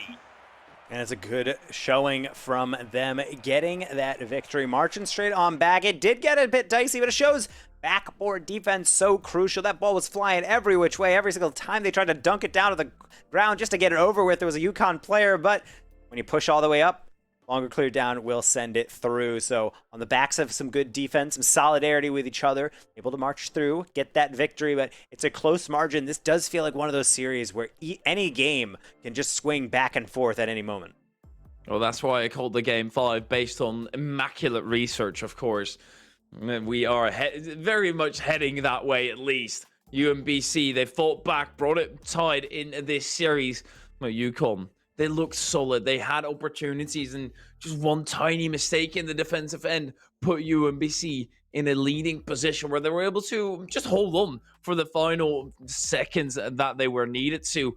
Game number 3, the winner of this, on to match point. And of course, it's very anxiety inducing. And of course, with these young people, don't often have to worry about heart disease, but my goodness, esport players need that heart health more than anyone else. Their heart rate is absolutely booming down the stretch of those close matches, and it seems like their body's not going to get any rest here. We're right back into game number 3, and it's just as fast-paced as all the other games before. Carnitas is going to have to deal with a long ball across. Will be able to tap it just enough. Now a deflection from Droy is a great read by Empanada. Cuts that one short. Right back out to midfield, and the first move forward from UMBC has been survived. Anton has some beef to settle with Carnitas, apparently. Just completely went out of the way to demo him. Disaster now popping it past 2, but Empanada staying steadily on the goal line. Gets to clear away Droys. Of course, wants to set up an attack. Empanada across the pitch right into that hood of Anton. Pops that far away, and they're not really taking their time on the side of UConn. They're really trying to boom the ball as far away as possible, and that might be because they have a panic. Anton, see what he can do in the offensive end. Wants to get the backflip into the play. Doesn't quite get it.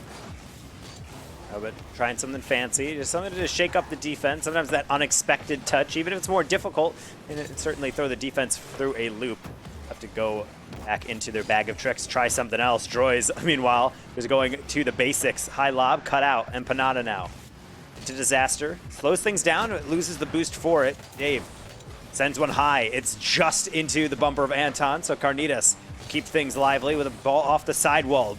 50 to Empanada, another deflection, high lob. Dave is up for it. It can only be sent. It's going horizontal, but they need it to go on target soon. They're building up such a promising play. What a pass by Dave for the opener.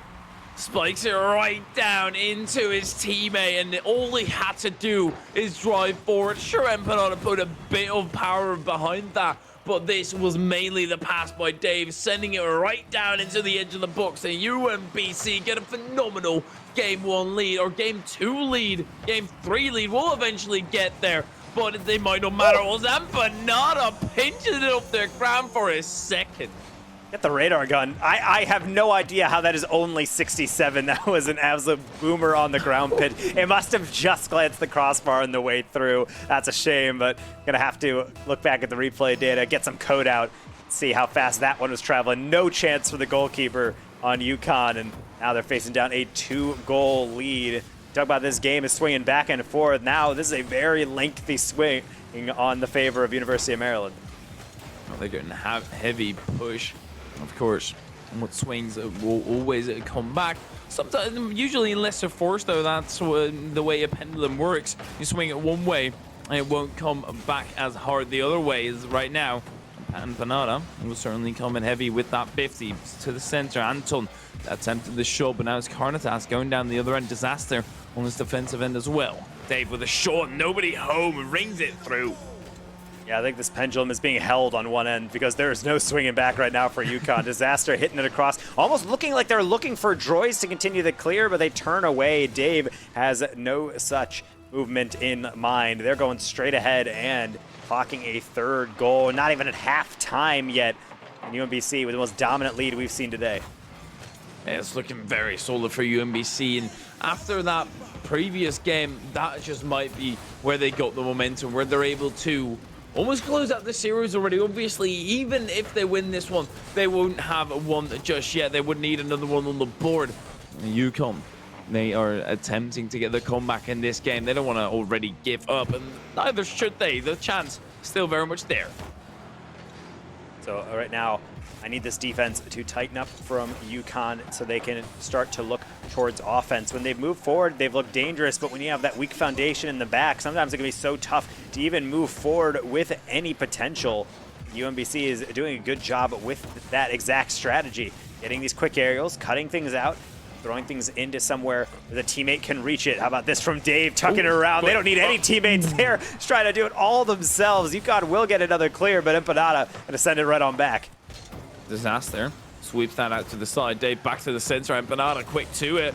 Just a tad too low. Anton also finds the second tap. Makes it awkward for Carnitas with a 3-goal lead. It might not all matter. You have to get a goal right here, right now. Disaster, that's going the wrong way. That is also going the wrong way. That is slightly going the right way, but still not great enough. So you have to play perfect at this moment. And Anton, it was a quick recovery. That won't do. You have to put it into the back of the net. And normally you don't have to play perfectly, but when you're facing down a 3-goal lead with 6 seconds remaining, every single touch has to be flawless. And right now, you need boost to do it. Droids is gonna have to rotate out. Dave brings 2 with him from UConn, so now in open space, Empanada trying to snipe one, using some style, using the flip reset. It's gonna go wide, but ultimately, they're just feeling confident. They know they have this game in their hands, and they do not look to be letting it slip. They're continuing the onslaught, and they will continue the goals.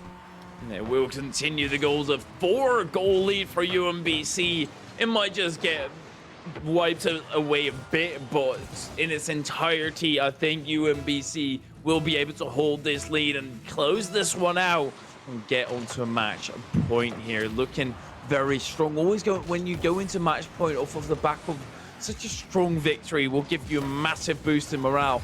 And as I said, it might just be tough for UConn to deal with. And right now, it seems like this is a morale-boosting game for UMBC. They're not burning down the time. They're not looking to get into the next game. They want to drink this in. They're trying to pour on every single last goal. UConn could do well to find one of their own. Anton will try to set up Disaster, and at least now they have some silver lining to take from this game. With 12 seconds remaining, I think that's really where most of that best of luck will be going. There's at least a chance, I guess. 3 goals in 12 seconds, mathematically possible, theoretically, absolutely not going to happen. I'm not going to lie to you whatsoever. This is just over and done with. UMBC take it to game number 4, and they will be the ones to get onto match point first with a very strong performance, managing to get every touch with near perfection.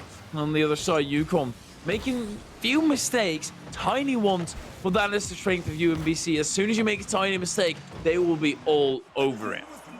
And even beyond that, it comes from mistakes, of course, but that very first goal, Dave had mechanical brilliance on their mind, trying to get a pre-flip off of the back wall of UConn to dime a pass straight down to their teammate. A thing of beauty, a great goal to not only put them in the lead, but to really kick off a fantastic response from Maryland. They looked shaky at times, and I'm not liking their defense. And then this game, it's just like the switch was flipped on, and they just knew everything they needed to get done.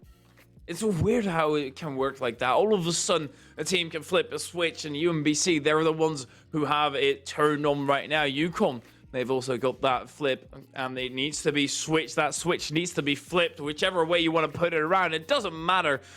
They should understand the point that I'm trying to make, and they should grab it, hold it to heart, and make it work in this 4th game.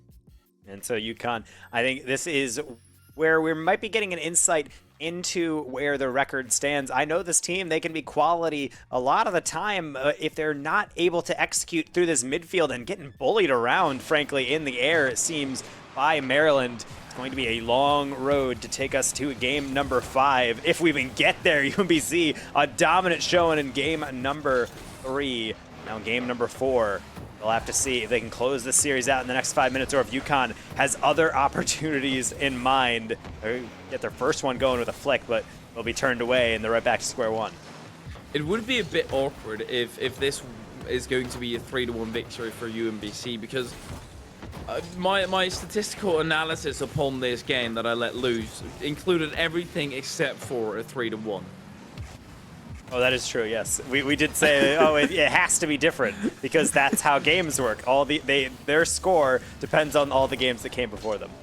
Yes, of course. Historical data is usually accurate, but Droids is wanting to get this to game number 5 for certain, and everybody on the UCONN, of course, wants to get this to game number 5. So UMBC going to keep on mounting pressure. 50s. Did a good job to at least lock things in their half. Carnitas, it's a light touch, but it's an accurate one, and there's the opener. UMBC, it's a 50 out of Carnitas. Dave helping Carnitas with the 50. The patience right there, waiting for Droids to panic. Because what else do you do in that situation is hanging around your box. You need to get it out, and you just want to clear it away as soon as possible. Carnitas, great patience there, great patience play.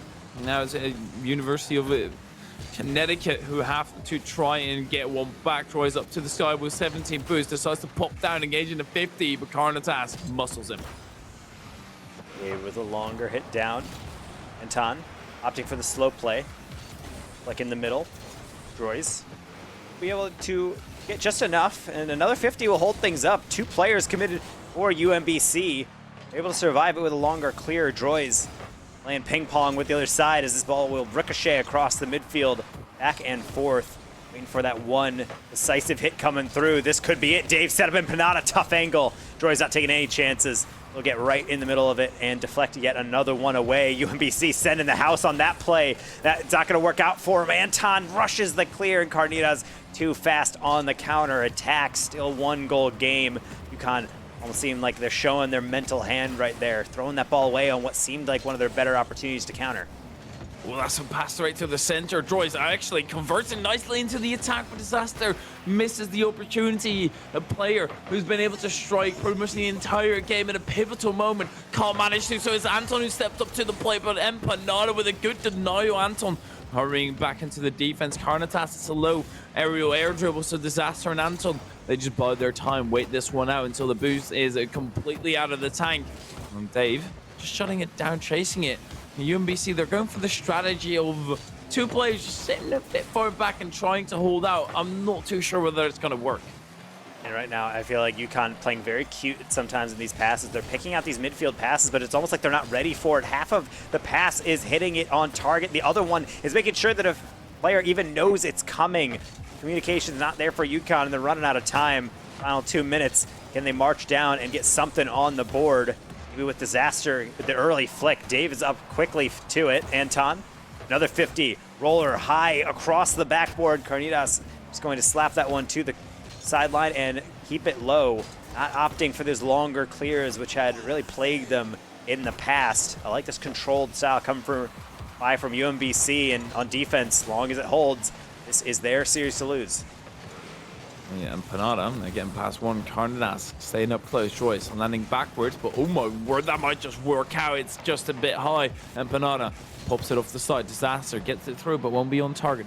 Carnitas gets it out to the side. Joyce pops it into the corner. Joyce gets the second tap, but that won't be good enough. Empanada accelerating that ball and then accelerating his opponent so he can't get to the ball. Empanada now to the center. Very close at play, but Dave, very simple clear away. Droids will send one more time across. Panada now with a nice tiny touch, trying to keep it close, and it's good enough. It will act as the 50. Anton now into the midfield. Carnitas trying their own infield pass. Dave, can they get one more in? Certainly that would be all they need to close the books on this game, but it will not go their way. UConn playing just enough on defensive end be able to keep themselves alive in here. 30 more seconds. No need to rush quite yet, but getting this ball down into the orange half would at least be a start. They are being hounded on the ball by UMBC. Just getting bumped, getting annoyed every single time. Their boost stolen. Disaster biding its time, but you don't have that time. Empanada 50. Carnitas sends it into the corner. Empanada in control now. UMBC, all they have to do is wait, and Empanada does exactly that. Anton is able to set up maybe one last counter attack. Carnitas catches that right at the start. 2 seconds, a pinch like that is not going to work out, so Joyce has to catch it. Disaster still to the backboard, but that's going to drop down, and it is UMBC who pull off the impossible according to my scenarios and win 3-1. University of Maryland of Baltimore County getting the dub, continuing their winning ways, and unfortunately UConn going to have to fall down there into 4-3. UMBC, on the other hand, is going to be continuing on their run, getting that 6-1 record, and I'm starting to see why. Honestly, I wasn't super convinced early on, but the patience to show that you have a 1-goal lead, and instead of flying around the field, trying to get those bumps, trying to get all these hits, you saw several moments at the end where instead of trying to rush the play and get a second goal, they're content to just sit in the corner and be like, yeah, UConn, if you want the ball, come and get it from me. Takes a 50. And it just sat there for like what seemed like 30 seconds of the UConn quarter. It's a really gutsy move, but to be honest, I love that play call. And you see it back in the shots as well, that they're playing very defensive. They themselves only have 3 shots, really deciding after they score that goal, we don't really need to go on to offense. We just can wait this out, as you said. And on the other side, UConn only being able to create 4 shots across the board this entirety of the game. That's just not enough to break through the UMBC defense. They also had a 4 saves, so all of them were on target. UMBC just too strong, too smart coming into this. I do love that kind of play, but at the same time, it does somewhat give up the pressure, I feel like. Yeah, and I think there is an interesting aspect of how teams choose to play down the stretch, and I think it speaks to the philosophy of how all these players cope with all these high-stress situations. Are you a team that really likes to take the reins of the game and just try to push it to its absolute limit and see what team breaks first, or are you more comfortable with slowing the play down, really smelling the roses sometimes on your possessions and making sure you pick your shot appropriately? But I find the best teams tend to be the ones that really try to somewhat articulately flow in and out of both of those play styles, knowing when to speed it up, knowing when to slow it down. I think UMBC, even though they had a rocky start, was able to thread that needle between those 2 play styles incredibly well. It's certainly a dangerous team, and yet again, just put one more on the board, a team that I had very little information going on, but I really like their chances going forward. UConn has been around for a while, but it seemed like over time they were getting systemically picked apart. They're certainly engraving themselves in our minds, and especially with what you said is the diversity of being able to switch up. That comes with an element of surprise. You have a certain way you expect your opponent to play, and you have a certain expectation of how they will hit the ball. If instead, let's say they go for a flip reset and then go for a pass instead of what you expect is a solo play, that will catch you completely off guard. And just being innovating and completely renewing your playstyle every single time, it will make it impossible for your opponent. That is exactly what UMBC did. Exquisite play, and I would love to see more out of them.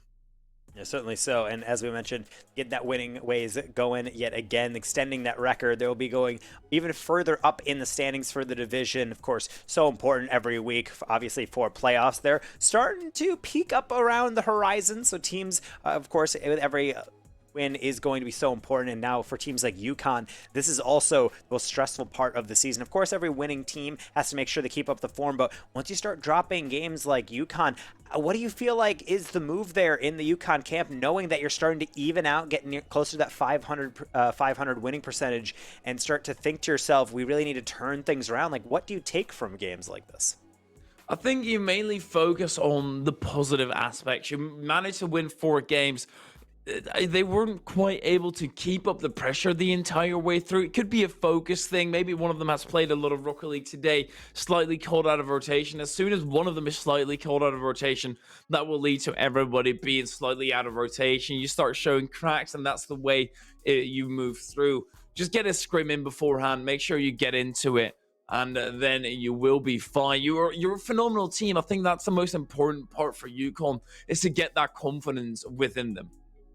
And at times, one thing I love about how the UConn team plays is they're very good at getting just those tight little passes off the backboard, having through a quick follow. I don't know if that was necessarily there for them. It seemed like everything that they were starting to build, we had talked about how it can be difficult to put that round peg in the round hole sometimes and just try to figure out what is the appropriate pass in that moment. And some teams are better at making sure they get that sorting task correct. UMBC getting that job done, getting the victory. And even something that I think Oakland is really good at down the stretch is that not every pass going forward is going to be the pass to get shot on target. Sometimes they're fine with just biding their time, getting touches around the offensive half, and then when necessary, get back to mid. Ball gets kicked out, they throw it right on back, and they know how to kind of like let the flow of the play dictate their movement. And I think it's a really interesting aspect of Collegiate Rocket League. As chaotic as it is, it's nice to see those teams kind of work in the tai chi of it, kind of use the momentum of the other team against them and really use that chaos to their advantage. Yeah, it's surely being able to be clear to your own team about communications while keeping the opponents in the dark. If you have a very clear-cut play style, it will make it rather tough. But hey, it is being done great here. If you have that future vision, being able to read the play, I think that's the interesting part about Rocket League. You have those mechanical players who just purely go for mechanics. You have those smart players, and, well, there are plenty of those to go around. Yeah, and there are plenty to go around, but there is only one Dave on the University of Maryland of Baltimore County. We have him on the line here for an interview. To be honest, actually, no, Dave has been swapped out. There's only one Dave. We're not even talking to him. Instead, we're swapping out to the one and only Empanada instead on University of Maryland of Baltimore County. I'm so sorry, sir, but you guys getting the dub. How you feeling? I'm feeling pretty good. Yeah, got some good shots out Absolutely there today. lovely team. Yep. Nice. Yeah, of course, you're feeling great after that dub. It was off to a bit of a rocky start. How did you manage to try and figure that one out? So yeah, the first game, we just weren't keeping up with the pace, and we realized like we can play better than this. We sped it up. Started winning our 50s, hitting our shots, and it really started coming together. Especially with the 4-goal game, I believe. We were just shooting. Mm-hmm. And I love to see you guys start to click, and it was interesting, especially that 4-goal game, because I feel like certain games, not necessarily untilting a team, but it's almost like that is the moment where you see a pivot in the series. Do you guys felt like that confidence that you got from that game, getting like a pre-flip pass down to you guys, you're combining really well, getting those tight angle finishes? Do you feel like those experiences really just get you guys hyped up and be able to carry that momentum through, or what do you felt like was the secret to your success down the stretch as you started to pull those games out? Yeah, once we started scoring, like the energy and the comms was just there. Like we were like, I would say we were even shouting with some of our the plays, and everything was just connecting. Like the pre-flip pass from Dav, I was amazing. I was hyped for that. It was an exquisite play for sure. And taking a scope at the playoffs already, you have one loss in the entire season. Do you feel like you've improved enough to try and take that team on again in the playoffs? Oh yeah, for sure, definitely. That game, it was a rough game. I believe it was Bay State, and they really took it to us. I feel we just got caught in the back foot, but we're definitely coming back into it. We had the CRL qualifiers. We didn't make it. We made it pretty far, but I feel like that like really showed us like what we can do. Like we were keeping it closest, like even teams that were qualifying. So we can definitely keep up. And speaking of keeping up, the one thing that we had talked about as we were kind of waiting for you guys to get into the interview and be able to sit down and actually pick your brain a bit is how I was really fascinated by the fact that you guys had a very narrow lead in that final game. And instead of trying to rush it and take it over the backboard and continue to build the lead, you were actually very content of just taking 50s and just holding the ball in place. Is that something you guys have done before, or something you're comfortable doing? Or did you just kind of in the moment feel like that's the best decision, just try to waste this time down and kind of frustrate that counterattack? Yeah, we realized on defense that as if we just stayed back a little bit or just kept like really close, because UConn, we saw the main plays they were doing is just like the infield passes. So if we just keep with the ball, they can't really pass anymore. And yeah, just we felt it was better to waste time instead of going out for like all-out plays to try and score again. So. And is there then one particular person who tries and highlight that play and trying to coach the team a bit? We actually have a coach, Hornet, he was in the call with us. He was just trying to keep the vibes and just have us like stay back a bit because he saw the mistakes we were making and we fixed them pretty quick. And it's nice to see you guys get those dubs down and be able to have that calming presence, as always the coaching thing that I think is starting to come more into the fray within collegiate esports. Do you guys find the need for a coach being a nice help for you guys? Is it nice to have that kind of fourth voice in your ear to be able to point those things out, or just kind of keep you guys focused on the task ahead? Yeah, it's nice. So like when you're watching replays, if you're just watching yourself, it's good to have like a second person like actually like point out because there might be some bias or whatever. And it's really nice just having the management to be able to show you, do this, and all you have to focus on is playing. Absolutely. And look at further at that. Is your coach also managing scrims a lot? Do you scrim a lot at all? When playoffs are coming up, do you plan to scrim more? Yeah, we usually scrim once or twice per week, and then we'll try to get like a weekly tournament or something in. Just to have like, instead of having like ranked grind, it's much better to like have like set teams, and we'll play like 9-10 matches. So it's pretty nice. It's wonderful that you guys are putting in the work, and obviously it is showing. You get that another victory. Awesome to hear from it. So we're going to let you get back to the rest of your evening. So congrats on that win. But anyone you'd like to shout out before we get you off the call? Yeah, my teammates, Davin, Carnitas, and Azumi, Coach Hornet, and then just everyone in chat. Shouting at chat. That is a showman right there. Putting on a show as well. Getting that victory. Well done. Empanada, thanks for sitting down with us. Thank you very much. So all good things have to come to an end. I fear it's been a pleasure casting with you yet again, and we've been blessed with some very back and forth series. It feels like at every moment I'm kind of on the edge of my seat. Got to make sure you don't fall out of your chair. It's on wheels. It can go at any time, so always trying to keep myself alert. And so are these players, getting us a good series week after week here on NACE Starleague. Yeah, it's always great to see those close games, even though a 3-0 and a 3-1. They were all still incredibly close and could have gone to that game 5. They really put in a fight, and the teams that were not doing so great on record, they fought hard to try and prove their worth, and I think they very much did here today. Absolutely, and unfortunately, as we said, that is the end of our Rocket League broadcast. However, friends, no need to frown. Keep that chin up. We have Overwatch coming up right after this here on NACE Starleague. You do not want to go anywhere. We'll be back after this short break.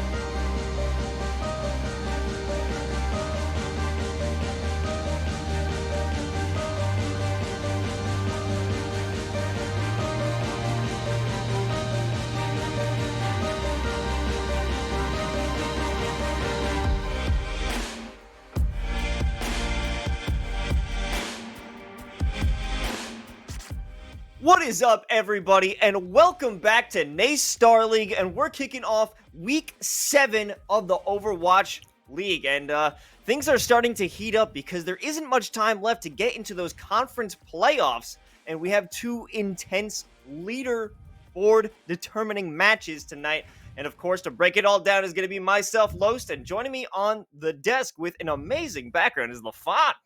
Yeah, I got the Lijiang Tower behind me right here. You can see it's kind of active in the distance back there. We go there a lot. We do go there a lot. I thought it was, prescient to get there, considering how much Lijiang Tower tends to play out as our map number 1 in the NACE Starleague. But of course, we got to talk about the matchup at first. And Los, we have a team that, as you said, fighting for kind of that position for the playoffs, which is going to be very important here in the later stages, right? All these matches, early in the season, you could say, okay, a loss, it's not that bad. But here now, anything especially as you gear up for those playoffs, is a big factor in terms of just the smoothness of your gameplay, especially. Oh yeah, absolutely. And we're dealing with the 4th and 5th ranked teams in this first matchup, and that's going to be Georgia Tech University versus the University of Central Florida down in the Southeast Conference. So these are some very important matches that you have to win, because this can decide who is going to continue and who will be left behind, because keep in mind that top 3 teams are going to be making their way to those conference playoffs and play-ins to make it into the overall league playoffs. So this is a very important match to keep in mind. For sure. And we can get a quick look at our rosters, of course, as we see both UCF and Georgia Tech stepping forward here. This definitely is a very, very, for UCF, you need to win this game. This is a must-win game for you at this point in the season. Standing at 3-3 in the overall standings, right? You need that 4 on the board. Of course, for Georgia Tech, being able to just keep the momentum would be ideal as well. And so, a lot of the times here, we're saying, this win means a lot, which is obvious, right? You don't want to lose. But, in terms of just the numerical standpoint, getting above 500 here for UCF is going to be immensely important. At this stage of the game, any loss really is detrimental to your chances in the future.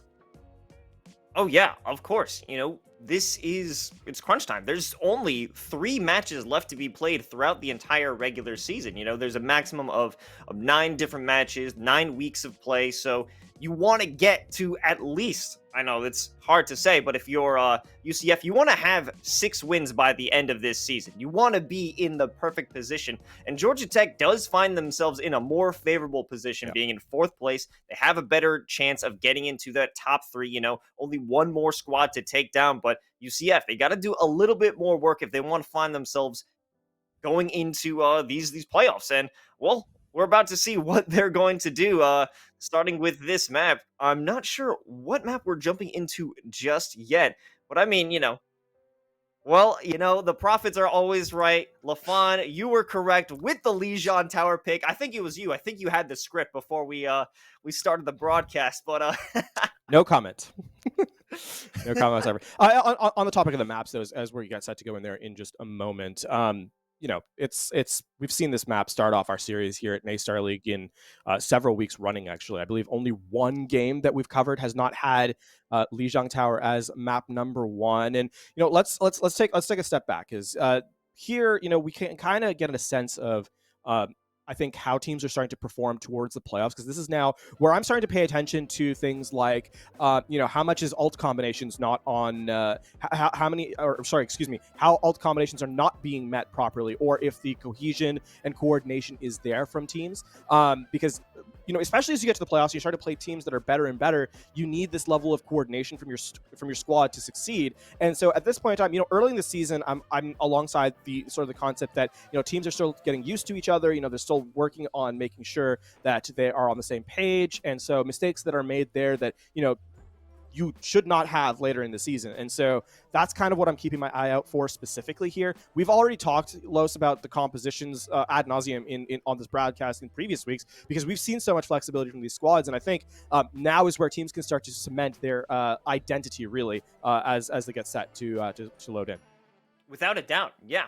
But even before we get to the idea of combining those ultimates in the most efficient manner, I think it matters on the team's capability of sticking together or, not being caught out. Having that correct positioning before we can even generate those ultimates, even a pick off the side where a player shouldn't be positioned could be crucial to determining the outcome of a fight. Yeah, and to that point, there's a lot of what I would consider improvement from squads throughout the year. In terms of that that really does fall under coordination, I think, to me. Realistically, though, something we've kind of highlighted on this broadcast has been the stylistic differences squads have had. We've seen the fire compositions, the dive compositions. We've seen the rush specifically. Being able to be flexible in these comps is really important, because, to add on to sort of what you're saying just now, as we get further through the series, we often go to maps that don't really favor one style more than another. And if you can have that flexibility improve throughout the season to the point that we're now here as we're heading towards the playoffs, that becomes a strength rather than a weakness for your squad. I think that's the teams that we're going to really keep an eye on as they move forward into that sort of elimination format. Of course, versatility is the key to the game. If you can have one composition that's easily read and you don't have any plan B or plan C to fall back on, you're going to find yourself ending in a pretty quick fashion. And as that has been said, as we've kind of laid down the lines of what we expect from the teams themselves, we get to load into the map for the first time here. And, I highlighted the fact that dive might be a thing, and I did mention the rush as well. And would you look at that? As the teams are set here on Night Market for stage number 1, we are getting that mirror matchup, or rather the opposite matchup. An incredible difference between the two. Rush versus dive is our round number 1. Night Market's underway, Los, and so are we. All right, and of course that Symmetra teleporter is going to send them right onto the point. They're just going to try and hold it down and buy some time, get some control, get an identity or an idea of what is going on in terms of Georgia Tech's attack strategy, but it's going to be Coconut, the first one to fall, so their attack at this point probably won't be too successful and may result in UCF getting that first contest, or at least that first capture. Yeah, you'd like to ideally see a little bit more spam coming in. You see the spam from the Echo as a result, but as you said, not too much damage being taken here by the by the team in control of the objective. Juice Ice not going to find that success either, and this has slowed down the attack. You need to see a pick off here from the flankers from Georgia Tech, though they lose out first. Juice Ice not in a great position, and now they're going to be taken advantage of as Dalfan and crew just rush them, keeping them off their flank and out of their hair. It's going to be the full reset now for Georgia Tech, and UCF now are in a very decent position. They've set up. They didn't have to really use anything for that setup, so to speak, right? They have the ultimates coming online. A switch. Johnny Bird going over to the Mercy here for the full pocket onto the double projectile. We've seen this from Georgia Tech before. It's a lot harder to get value because you don't have that elimination factor like a Tracer on the flank, so you need these pickoffs from the far to be consistent. Well, yeah, and they're definitely going to utilize a lot with that by having that Mercy try and stay in the air with them, give them that damage boost that they need. The photon barrier is going up. And Wrecking Ball just being a bit of a nuisance, not able to do much just yet. However, we do have Echo's ultimate up. It's interesting to see what are they going to utilize. I think it may be a D.Va or a Reinhardt pick, but we have to see as it starts kicking up. Baptiste, the first one to fall down, and Juice Ice will find a second pick over onto UNIC. This isn't looking too good for UFC or UCF at this point. Yeah, it's going to be. This should be the full back to control for Georgia Tech at about the 80% mark. So a decent amount of progress gained by UCF. And the one thing that happens there is this composition revolves around getting that first pick. Georgia Tech, their dive composition requires UCF to be at a weakened state. So if you can get that spam in from the projectile players, then this becomes a lot easier. I would expect UCF to try and knock them off the high ground as they rotate in and open up space here for Coconut specifically. Oh, gonna use a bit of that minefield to try and cause some chaos, and they do. The immortality field gonna have to be forced out, but it won't be able to save anybody just yet, as Mikey is trying to slaughter everyone who was knocked off of that initial point, and they're trying to recoup as much as they can, but it's not working out. Coconut, Johnny Bird, and Poison all gunning them down, and a little bit of insult to injury with Kill Switch there, dropping some BM and saying hello and goodbye. That's the play that you need to do, right? Have the Wrecking Ball just clear the high ground, then have the Fire come in with the barrage. UCF, though, they don't use anything for that particular engagement. They have the sound barrier now to defend against the aggression. It's going to all come down to how well UCF react to this early dive. Mikey is going to be the first one to get that pick, and now he has that D.Va Echo ultimate, and now the self-destruct. It's available. What are they going to be able to use? Stay alive as long as they can to make sure that ultimate is ensued. The Transcendence will be popped off, and it's keeping everyone on Georgia Tech safe and sound, but let's see what the Death Blossom is able to do. It finds Mikey, but the rest of it will be blocked from the defense matrix, and so will Dalfan fall after that attempt. But it seemed to be flipping the switch. UCF is coming back on, knocking everybody from Georgia Tech out of the way. They're starting to contest this with 5 men on the point. I think they might be able to have this one. Yeah, this is going to be a really a difficult return as the minefield comes out. They actually have the Resurrect. And that is going to spell the flip at this point for UCF, as they just have the superior health pools at this juncture. And with time elapsing, it is going to be a last fight territory on this map. Some re-aggression is available to Georgia Tech. They will get a contest as we take up to the 85% mark, I believe, as it is getting ever closer to overtime here for UCF. Glory Blade does have that Deadeye. Will be interesting to see how they can use it in this next fight. They do have 3 flying characters. If they can get caught out without any cover, without any protection while that's being used, well, let's see if we can even get there as the rocket barrage comes through and finds one. But Deadeye coming right back to try and take somebody out. Coconut, though, is not stopping anytime soon. Dalfan trying to recoup something with that sound barrier, keeping alive for a little bit longer, but he just can't get the job done. This is now going to be taking over the overtime to Georgia Tech as they are going to flip the objective. Excellent play by the Faro to get the concussive blast and just disregard the Baptiste trying to get to the objective. No dice. Self-destruct just to confirm that there was no touch on the point, and that is going to be round number 1. Hotly contested. Georgia Tech, though, managed to eke out a victory in round 1. Los, they're able to play around that composition that they have that is high mobility and just, put UCF on the back foot in the later stages of the round. I didn't even remember Glory Blade swapping over from the Symmetra into the McCree. And just when I noticed that there was a Cowboy on that squad, they had the Deadeye ready. I mean, I guess that might not have been their best choice, even though it would seem pretty nice when you have 2 flying projectiles, but with the Mercy on hand, healing them up, they weren't able to do too much. And especially when you have a Reaper trying to take out 2 flying characters, that isn't the best move. We are going to head right into Control Center, though. The Junkrat putting so much spam in here from Mikey. Okay, Kill Switch is sucking up a lot of that damage and keeping those barriers alive. The barrier for that Reinhardt will go down. UNIC will be the first one to fall and solo the Immortality Field, and they're going to keep on pressing them. Defense Matrix will go down as well. Mikey just setting out that spam. Dalfan trying to respond equally, but it won't be making as much damage. They're having to force themselves back. Georgia Tech is on the offensive, and they're doing quite well. UCF will have to try and reinsert themselves into this fight. Still not quite a true reset from UCF, but they're going to come back into this as the respawn comes in from UNIC. Amplification Matrix rather just to force the issue. Here's Georgia Tech walks forward. Ooh, an attempted dive into that one. It doesn't make any collision, but the Immortality Field will be broken. Here comes the Photon Barrier. Mikey getting a bit of aggression from the flank. Dalfan in the middle, but he will be caught from this Gravitic Flux. It does make a connection. Kills the Reinhardt, gets one with the Meteor, and now they're continuing to put that damage into that corner. Dalfan just sitting in the back line. He does manage to get one onto Mikey, but it won't be enough. Picking apart the enemy from the side isn't going to be what UCF needs to find victory. And the one difference in these squads is actually the Sigma, and that's putting a lot of value for Georgia Tech. Killswitch is able to deny a lot of pressure from the Junkrat with the shield and the kinetic grasp while also being able to deal damage. Look at this, Killswitch already up to 40% on the next ultimate. Meanwhile, Candy Cane just starting to build towards self-destruct.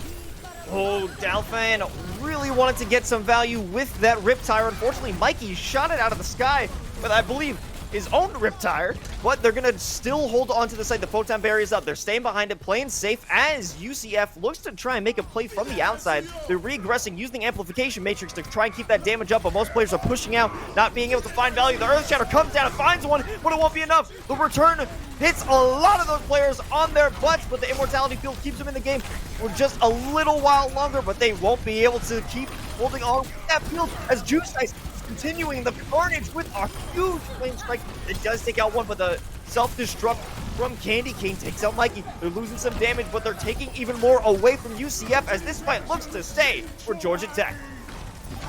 Oh, this is disastrous. This is the stagger kills onto the members of UCF. Overtime will tick away. It's going to be a straggle fight just to lose you for the contest. With a statement round, Georgia Tech, they bring it back on Control Center 100-0 after the close fight they had on round number 1.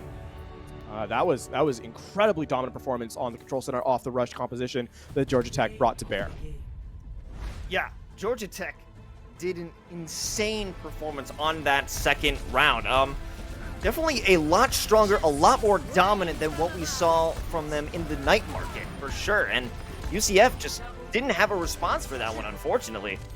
Yeah, again, a lot of this composition works around the Sigma specifically, right? We saw, no shade to UCF here, but Sigma provided a lot more value against the Symmetra and the Junkrat.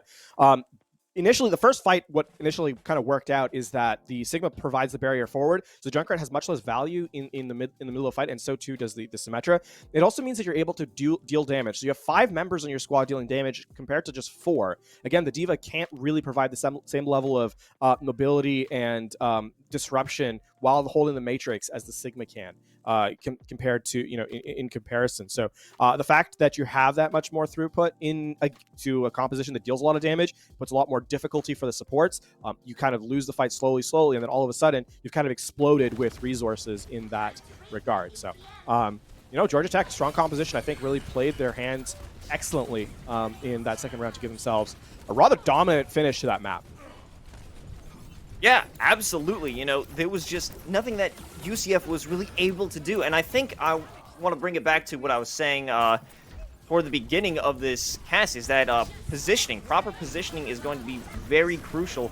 And, while Dalfan on the Junkrat in the second round wasn't able to provide the best, support for his team, he was getting some damage in. The fact that there wasn't that great positioning to keep them distracted, to have enough pressure, to have them turn away from that initial front line that Kill Switch and Juice Ice were holding, that is definitely something they need to look forward to in the second map. Yeah, it's get a quick see, does he get the... Oh, there's the Widowmaker. You never know, man. You never know. The Widowmaker just might show up. You gotta make sure you're ducking and dodging and diving, so to speak. But I mean, that was the end of the round there. So, again, map number 1. Georgia Tech, it started slow for them, right? The rush composition got to the objective on Night Market. They didn't really have a response to slow them down. Were unable to kind of coalesce. Once they switched to that double projectile with the Pharah Echo, it got a lot better for them in terms of that level of control. So I'm interested to see how UCF now reacts, because Georgia Tech has already shown they're able to kind of flex around and make sure that they have a response to what their opposition is running. Now it's UCF's turn to kind of step forward and say, can they do the same thing? Got to talk about map number 2, Kings Row. It's up next. It's going to be Georgia Tech on the defense, of course, because why wouldn't you pick defense when you get a chance to, as we get set. Kings Row, I mean, not really a shock in terms of the fact that we're seeing it. Super popular map, super consistent in terms of team scrimming and so forth. So not a surprise at all. No, definitely not. And this is going to be a way for UCF to redeem themselves after not being able to get through that main choke in Control Center. Just to get past that initial choke point on Kings Row, it should be a way for them to prove that they've learned how to play around Georgia Tech's hard stop defense. Give it a couple moments, though, because UCF here, at least what they're hovering on right now, is a composition that's designed to kind of go above, a rush, a shield, and so forth. Georgia Tech, this defense is not a surprise, right? With how dominant they were on Control Center, right? With based around that kind of rush composition, go with strength of the map. We know how strong Kings Row can be in this first point for this rush comp, and I think this really is playing to their strengths here at this point in time. Okay, well, Dalfan on the Widowmaker, given Killswitch a reason to actually crouch, actually gonna swap off of that one. Their mobility will be useful, especially trying to combat that Mei ice wall and just get an angle around them. They're playing quite back initially, but I mean, it shows the reason, because there are already players in their backline, so it makes sense why they were so far back. Glory Blade actually going for a backline of their own, as Juice Icing crew are trying to hold up the top, but I'm even having a hard time of where anybody is fighting at this moment, but it seems that UCF is currently having some control as they try and take up that top corner balcony, and they will continue to find some eliminations. Killswitch will be the first one to go down, but UNIC will have to trade out that mech instead for that elim. Mikey holding it down by the entrance of that doorway. They're keeping themselves safe. They're keeping themselves at least in this game as long as UCF goes. Here comes the Rocket Barrage. It takes out Juice Ice, but they will be shot out of the sky as well. There is some control onto the site, and Candy Cane is just trying to prevent any contesting at this point with a big hit, but it isn't going to keep them doing damage for now.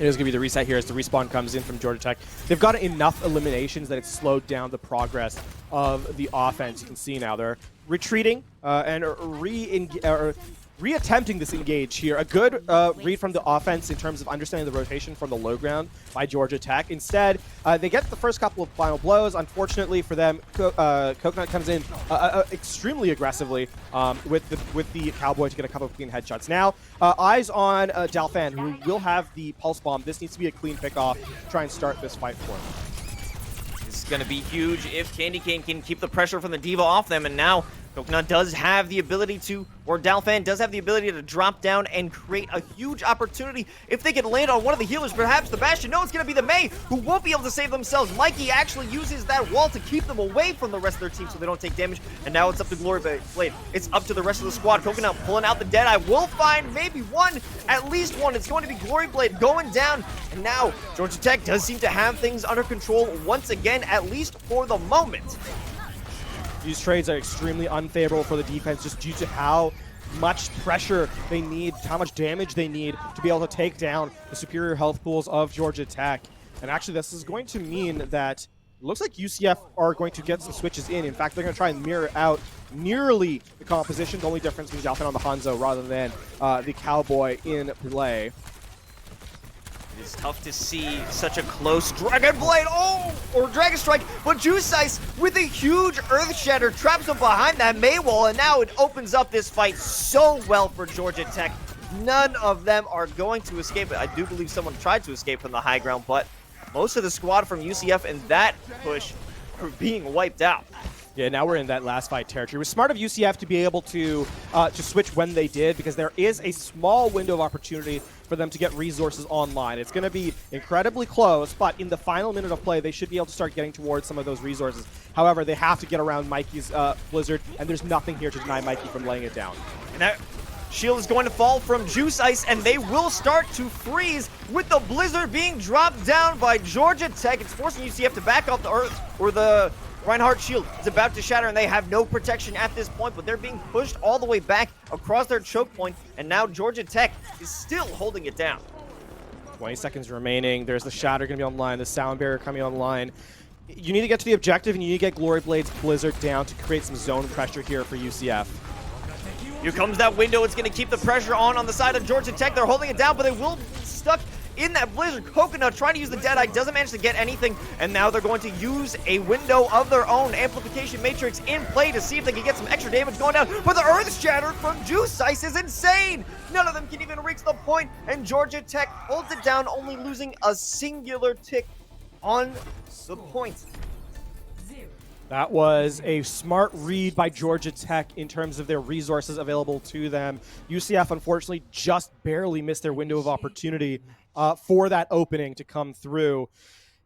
You know, there's a world where if you get the contest and the objective, you're able to lay the Blizzard down, you're able to kind of slow the gameplay and then capture the objective. Unfortunately, Georgia Tech played around the fact that they had the ability to slow down the time for themselves, right? They held up aggressively on the choke. As they tried to push through, the Deadeye was there, then the Maywall to just slow it down even further, and as UCF was kind of forced to walk through the choke point to get to the objective, Juice Ice just lays down the Shatter, and then the self-destruct to clean it all the way up. No one can even touch the objective, and now Georgia Tech put themselves in a very strong position here to get their second map of this series.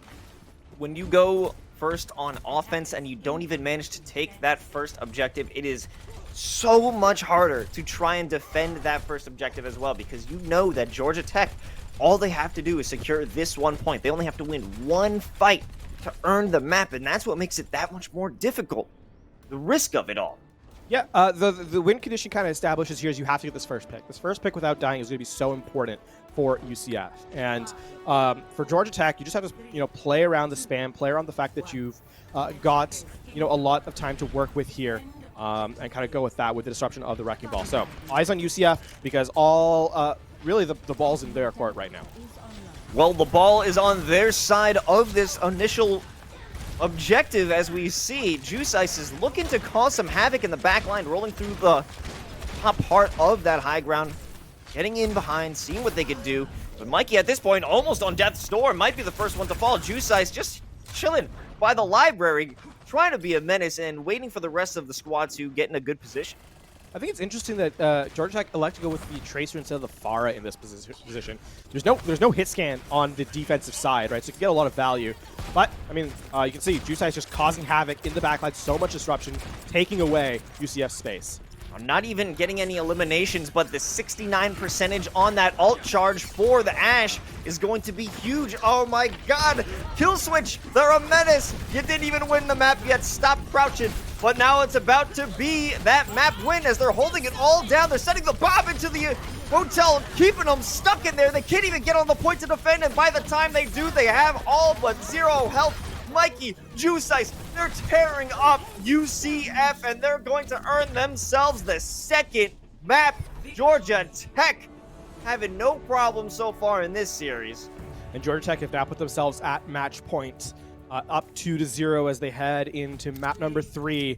A quick highlight from Mikey. This is going to be that last play of the map, the bob into the body shots into the dynamite. We got to see it in the POV before. Now we get to a quick replay on it as well. And yeah, exactly. Just look how much damage comes in from the hit scan player there in terms of the dynamite specifically to clean up. And I real credit to Georgia Tech in that engagement. Just slow it down. You have to play with space, right? Don't give the close quarters strengths of the rush composition time to farm those resources they desperately need to extend the map. Instead, just put pressure on them from the flank. Bleed out any opportunity they have to aggress in a zone which is strong for the rush composition, right? You want to play close quarters, don't give them that fight. Georgia Tech doesn't, and makes it a very clean cleanup for them as they close out map number 2.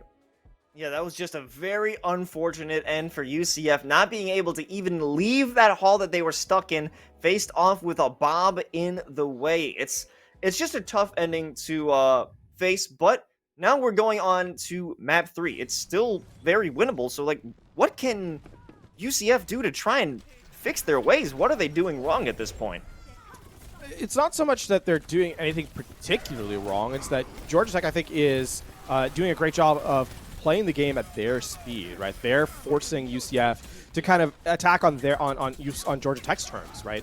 And I think for UCF, you have to kind of play your own game, play your own speed, just kind of worry about your engagements, your coordination, your timings, and go from there. So we are headed to a map that is going to have a lot more mobility involved in it, I think, in Watchpoint Gibraltar as the escort map for our map number 3. And so, for UCF, pardon me, really play to your strengths here. Don't try and force what you think is the right answer against your opposition. Just go for what you kind of practice and work out from there. And I think that's really how you have to kind of approach this avenue. I think one issue, or at least one player or two players, that they have to overcome and learn how to play around and learn to read and just defeat is Juice Ice and Kill Switch. Both of these tanks at this point are causing so much trouble. They're giving so much space for the rest of their squad. How many Earth Shatters did we see come from Kill Switch to open up a great opportunity for them to win? There was at least 2 Earth Shatters in that highlight reel. Yeah, and I mean, for Juice Ice also, you mentioned on the Wrecking Ball, their kind of modus operandi right now is I will cause problems on purpose, and there's not, going to the back line, just causing disruption, making things irritating for the defense, making things irritating for the supports of UCF has been kind of one of the reasons why this composition has looked so strong from Georgia Tech. And so UCF also needs to find a way to kind of shut down that Wrecking Ball when it gets played, and just slow down the harassment that this main tank is kind of providing. Yeah, I think they just need to be able to lock down or just completely negate, counter those 2 harassment tanks, at least with the Juice Ice in question. Maybe a Cowboy to stun them, the May to freeze them. But at most cases, it's that Wrecking Ball is very far away, just to let them know, like, hey, I'm here. You should probably watch out for me. And that's such a tough thing to deal with when you are also focused on the objective. Yeah, and speaking of focusing on the objective, is that Georgia Tech are going to be on the defense here starting off the map. And so we saw how effective that was on Kings Row. They were able to kind of set the pace of how the defense was going to set up. And if Georgia Tech can get another excellent defense here on Gibraltar, then we're looking at a case where UCF have to kind of get one, they have to kind of defend 1 point, right? Or however many may end up being on their attack run. Definitely going to be a hard. This is probably the most important round of the series so far for UCF. Yeah, they have to create some momentum for themselves. They have to get energy. They have to get back in the fight right now. And if they don't do it now, well, that's it. That's the series. You can't get to map 4 unless you get through map 3. And UCF, they have to show Georgia Tech that they're not willing to take this one quietly. And I think a payload, an escort, is probably easier to try and show that momentum than a regular assault, or I guess that's a hybrid, but it doesn't really matter. Let's get into the fight. You know what I'm trying to say. This is going to be slowing down the game a lot right here, right? Because you've got the Orisa, you can just kind of keep this high ground control. UCF, as they kind of get the cart underneath, are trying to play around, sort of just get as far as you can before committing this first dive. And you can see the cart has now sort of stalled out in the lower underpass, the car wash, if you will. That's where Georgia Tech is going to meet them for the first time, really. Kill Switch flying in a little bit, just causing some havoc against the players beneath them. Both of those tanks, Winston and the Diva, under Kill Switch, but that's some great healing going on from Poison, keeping themselves with great sustain at this point. But Eyes on Tented card in, because if you have this engage onto Unit with the Nano Boost, this could be the opening that UCF needs. Now Fan trying to get some sort of harassment, but from too far of a distance. They want to build up that ult charge. They want to be able to have that pulse bomb doing some significant damage, but they can't do it at some point. Mikey, though, with the first pulse bomb to take out UNIC, and now Georgia Tech is holding on a little bit. Wait, Fan. Dolphins kind of pure faded into the back line. So this is going to be a two-pronged attack when UCF makes their initial run, right? This is going to come off the back. So you're going to get the Nano Boost onto the Winston.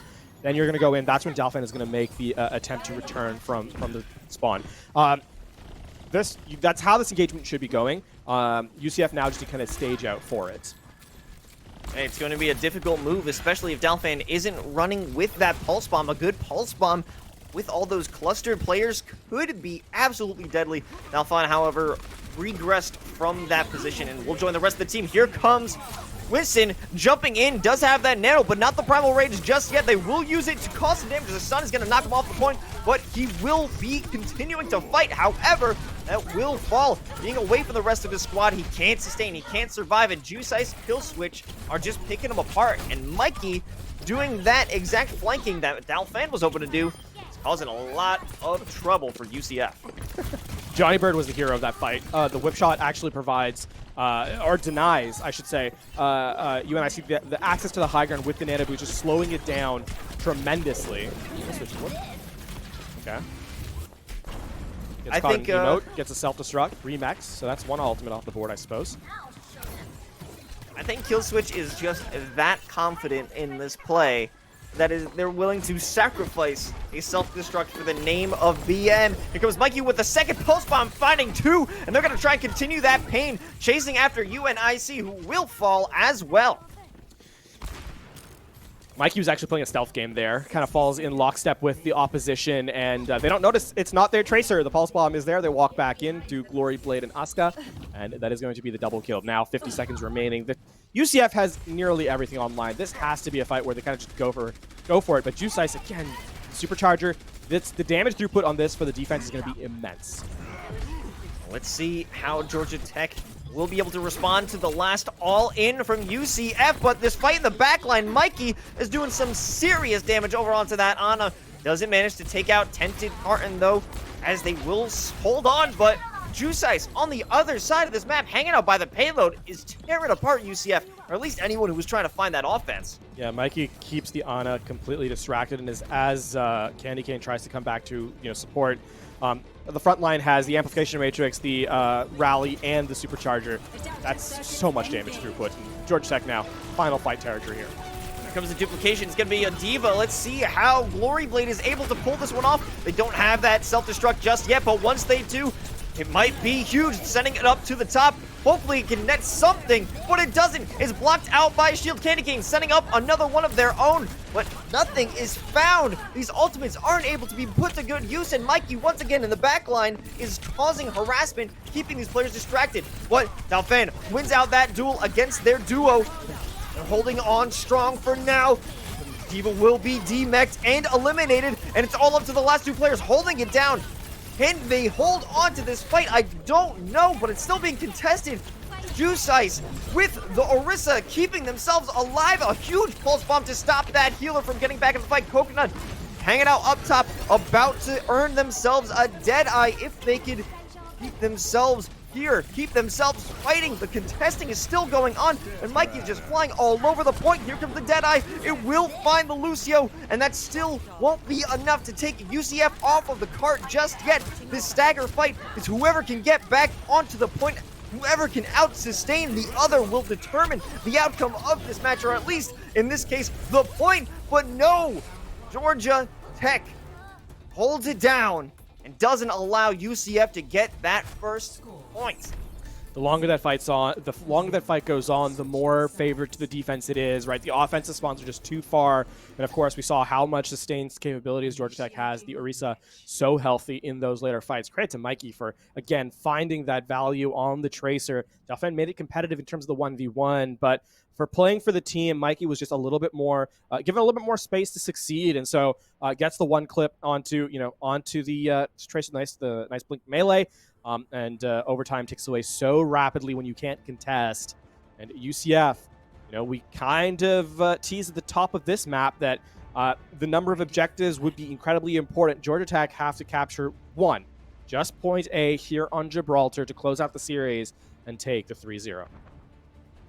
This is going to be a very difficult defense for UCF, just like last map on Kings Row.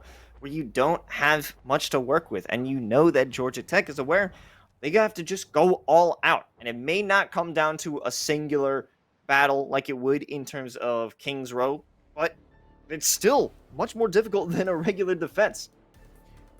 This map, I mean, to put it a little bit, to give hope a little bit to UCF, it is very hard to capture point A on Gibraltar, especially under this car wash area, this first real corner of the map. It can be very, very difficult if you get stalled out there. You can bleed a lot of time away. So it's not out of the question yet. It's really going to be down to execution, though. Well, let's find out how this execution will go down. We already see that menace in the backline. Juice Ice rolling up, trying to find that backline. Does manage to suss out a little bit of a teleport, but nothing gained with that one just yet. Just a little bit of information. UCF giving up the high ground very early, though. So the cart's going to kind of just roll through to this underpart. Playing in the, I should say, the defense is playing in this car wash, like inside of it on the Mega. This is very risky. The amount of spam that's going to come in from this Forest switch that Mikey just made is immense. So UCF have put themselves against the wall.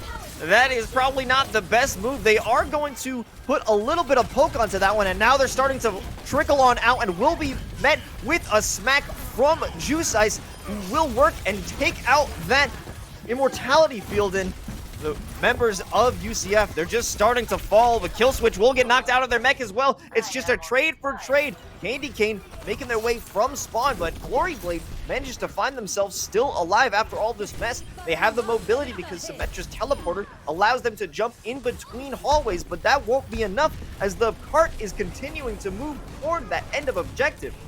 The respawns are coming in, so the Sojourn Bears are going to buy some time. They get it first pick off. They're losing members, though. These need to be clean eliminations. Candy Cane falls, and now it's just up to UNIC holding it down from behind that shield. But are they going to be able to keep this one together? As I don't believe so. The minefield is going to stop anybody else from walking through and trying to defend the Transcendence just to keep them down for good measure. And Georgia Tech is going to walk out of this series 3-0. 3-0 in score, giving up 0 objective percentage position to UCF as well throughout the entirety of the series, walking out every point on every map. And unfortunately for UCF, in that last fight, playing on the underpass through the car wash room, it's a difficult place. You know the term rock in a hard place?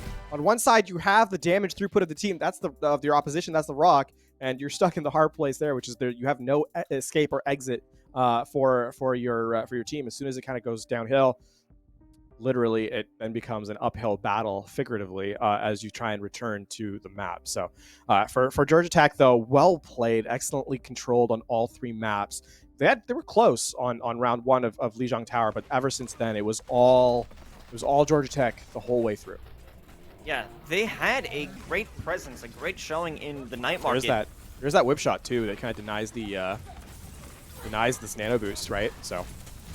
Oh yeah, that was absolutely massive because not only was UNIC, somebody in chat said unique. I'm not sure how to say it, but the Winston got knocked off. It denied the value of the nano boost because the health wasn't going to be regenerated, the damage wasn't going to be supported by the rest of the squad, and they just couldn't utilize that play effectively. And Mikey on the flank. This is a team of great flankers, whether it was Juice Ice, whether it was Mikey, they were holding it down from both sides of the battle. Yeah. There's a lot that kind of steps in play here for me that kind of stands out from Georgia Tech's side in terms of who really stepped up in terms of performance. We can talk about, the tanks were excellent, supports were really good, and I mean the DPS really showed up as well. So it was a team effort here. Again, I do have to. I think that highlight with the Brig play is probably my favorite. And I'll tell you, here's why. That nano boost play gets you about 30 to 40% ult charge for the Winston, depending how many opponents you kind of land on with your lead, right? So that's what you can kind of expect as part of it. The fact that the whip shot denies that much time and the shield bash denies even more time means that the Winston gets taken out with 7% remaining on the to the primal rage. That is entirely because of the break. So for Johnny Bird, definitely I think a hero of that map and really one who stepped up throughout the entirety of the series. Absolutely. It was a entire team that won this best of 5. It wasn't just a singular player. It wasn't a single play. It was everybody combined. And now we could see why Georgia Tech is going to have their new record of, I believe it's going to be 5-2, keeping themselves way above the rest of the pack in this Southern Conference. And they are probably looking nice in terms of the end of league playing conference. I definitely want to see them further down the line. Yeah, they're definitely in the hunt for not just the playoffs, but for being a threat in the playoffs at this point in time, right? With the performance today, you can see they're all on the same page as a team. We kind of talked at the top of the show that that's what we're looking for in teams at this juncture of the season. This is what you have to be good at. From Georgia Tech, we've seen that a little bit, and that's impressive. So they still have some room to work. Still have a little bit of time to still get even better than they are right now. And going into the playoffs, that's really important. Of course. Yeah. Well, that was something I was thinking about. I'm going to bring up this point again because I thought it was important. It's the singular player positioning, and, we had multiple moments where a player's position wasn't exactly good or it was amazing. I want to bring it back to Dalphin, who's trying to get that tracer flank and wasn't able to bring too much value on that. The lack of a DPS that you have for, I want to say, maybe 30, 45 seconds was way too much. You need to have that damage. You need to have that pressure. Sometimes not even dying in an off angle or in a bad position is not as bad as being in a bad position and not doing any damage. Right. So, definitely a lot to kind of learn from that series in total. So, definitely interested to see how it kind of shakes out for them. Again, for Georgia Tech, it's not like they had perfect gameplay. There's a couple moments that sort of, now that they've won the 3-0, right, I could be a little bit more nitpicky about their gameplay. But for me, I think something that, kind of stands out was the McCree Deadeye, or the Cowboy Deadeye, pardon me, on Kings Row, where they were trying to slow down the pace of play. There's a Dragon Strike that was kind of facing down, rather than, canceling and slowing down by being alive, just sort of stood their ground and kind of was taken out. So, moments like that, there's still room for improvement for Georgia Tech. It's now doing it in the next couple of stages to make yourself that real threat to kind of be aware, for other teams to be aware of. Well, LaFon Cowboys don't stand down against an enemy. And, for better or worse, that was more of a worse situation, dropping a Deadeye, but we also had I know they were looking to be confident in that series, but I do believe it was Killswitch who just wasted that self-destruction in a form of BM. As we're getting down later into the league, later into the tougher teams where these games are really going to count and somebody can come back, you can't be doing that going forward. Yeah, and we'll sort of get a chance to kind of, we do have an interview coming up in a moment, I believe, so waiting on confirmation for that. But when we do have that information, we'll, be ready for it. Yeah, there's definitely moments from Georgia Tech that they felt they were in command of the game, and so played a little bit looser. And there's nothing wrong with that necessarily, right?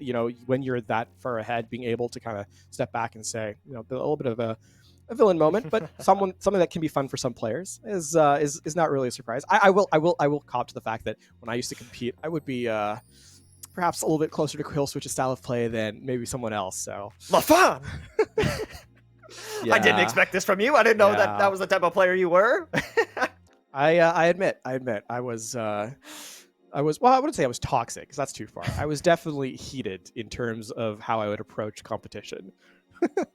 Well, it's only natural when you're in the heat of the moment. You gotta find some time to really relish in a good win, enjoy a good moment. And it's also, of course, there's how you can attack your opponents with characters themselves, but also how can you take down that mental game? Sure, that is a big part of it, and we saw that on Control. It was a very dominant performance. After round one, I think that actually, to kind of fall back to that, round one was so close. It was 100-99. It was literally last fight, and it was slowly tipping over to UCF's side. The fact that Georgia Tech comes back to 100-0 the next round, I think, is really impressive, because that kind of set the pace of the game from there on. It felt like Georgia Tech was not, I don't want to say warming up, because they were playing very well in round number one, but more of a case of getting themselves mentally into the game, and kind of making sure that confidence was there. And I think once they got that confidence online, we saw a much more aggressive squad. And I'm curious to see, in future games, if that kind of continues to be a mark of what Georgia Tech has to bring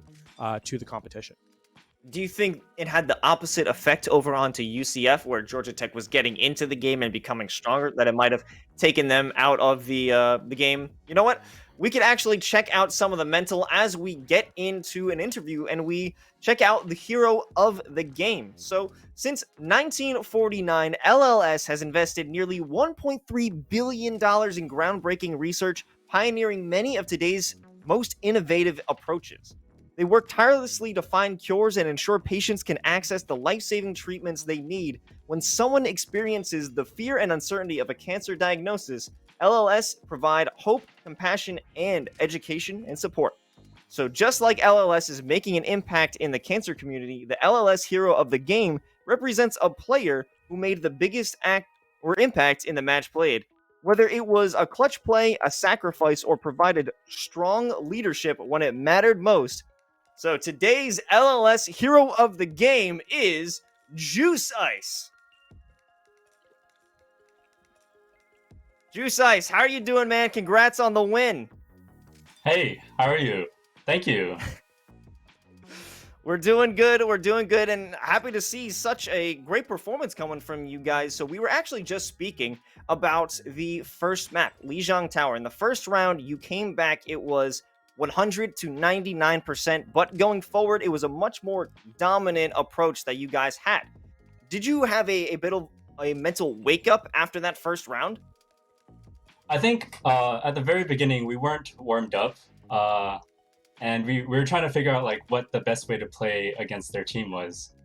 And once we, went through a few team fights and figured out, we have to play more slowly and poke them out.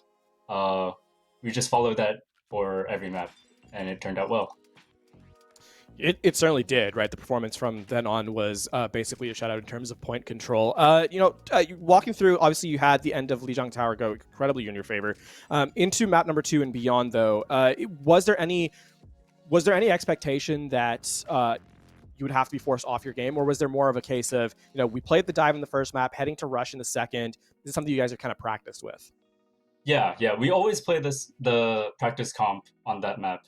So on second point on Control Center, we always practice that brawl with Junkrat and Sim, and we just expected like other teams will play the same thing, and we practice that mirror over and over. Throughout the series, there had been one player on your team who was bringing in a bit of some mental attacks against the other squad, that being Killswitch. Were they being vocal and kind of encouraging the rest of the squad with that? I think Killswitch is a one-of-a-kind person, He's always like, when you have that person on your team or like a group project who is just there and you guys don't want to talk about him. And he just has to be on the team though, because he's one of the best players and we can't kick him off. And we just let him do his own thing, Brush it aside, yeah. Killswitch doing their own thing. I mean, to that point, I guess any final shout-outs, any final thoughts here for you and your squad as you get the victory here today?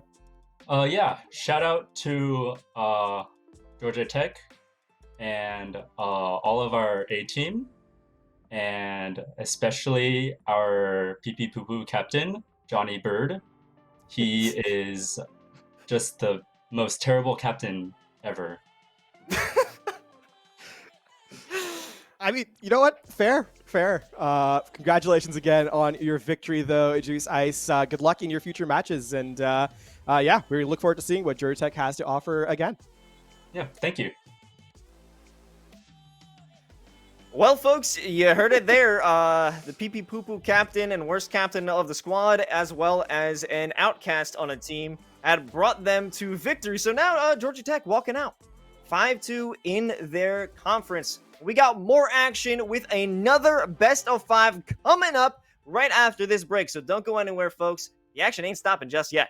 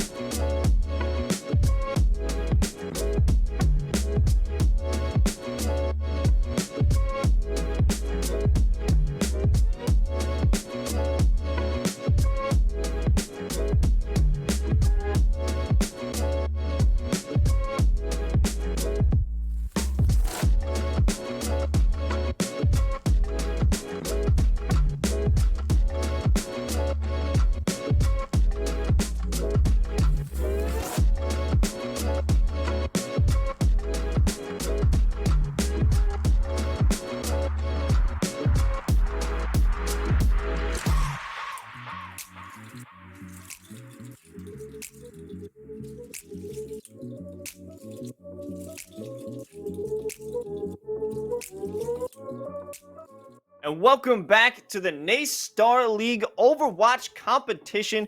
Week 7, we're keeping it hot, keeping it fiery. But, when it comes to gaming at such a high level and such an intense rate, you can have some eye strain and when the blue light gets to you. And that's why Gunnar Optics are the perfect gaming glasses that you would need. Gunnar Optics are the pioneer of blue light glasses and the #1 in gaming. They've been helping gamers perform better while protecting their eyes for over 15 years. They improve performance and protection for all eyes, adult gaming glasses, and for youth for ages 8 to 12 and 4 to 8. So it doesn't matter your age as long as you could keep those eyes safe. And the Gunnar difference, in addition to blocking blue light, Gunnar's unique patent lens technology also combats symptoms of digital eye strain, which helps improve your visual performance, and most competitors just block blue light. And they also come in 4 different tint options. So depending on how you want it, how you want to protect your eyes, you have options to work with that. And when you have digital eye strain, this is caused by staring at a digital device for way too long, giving you headaches, blurred vision, gritty eyes, and ultimately poor performance in your game. And you don't want that if you're competing at the NACE Starleague.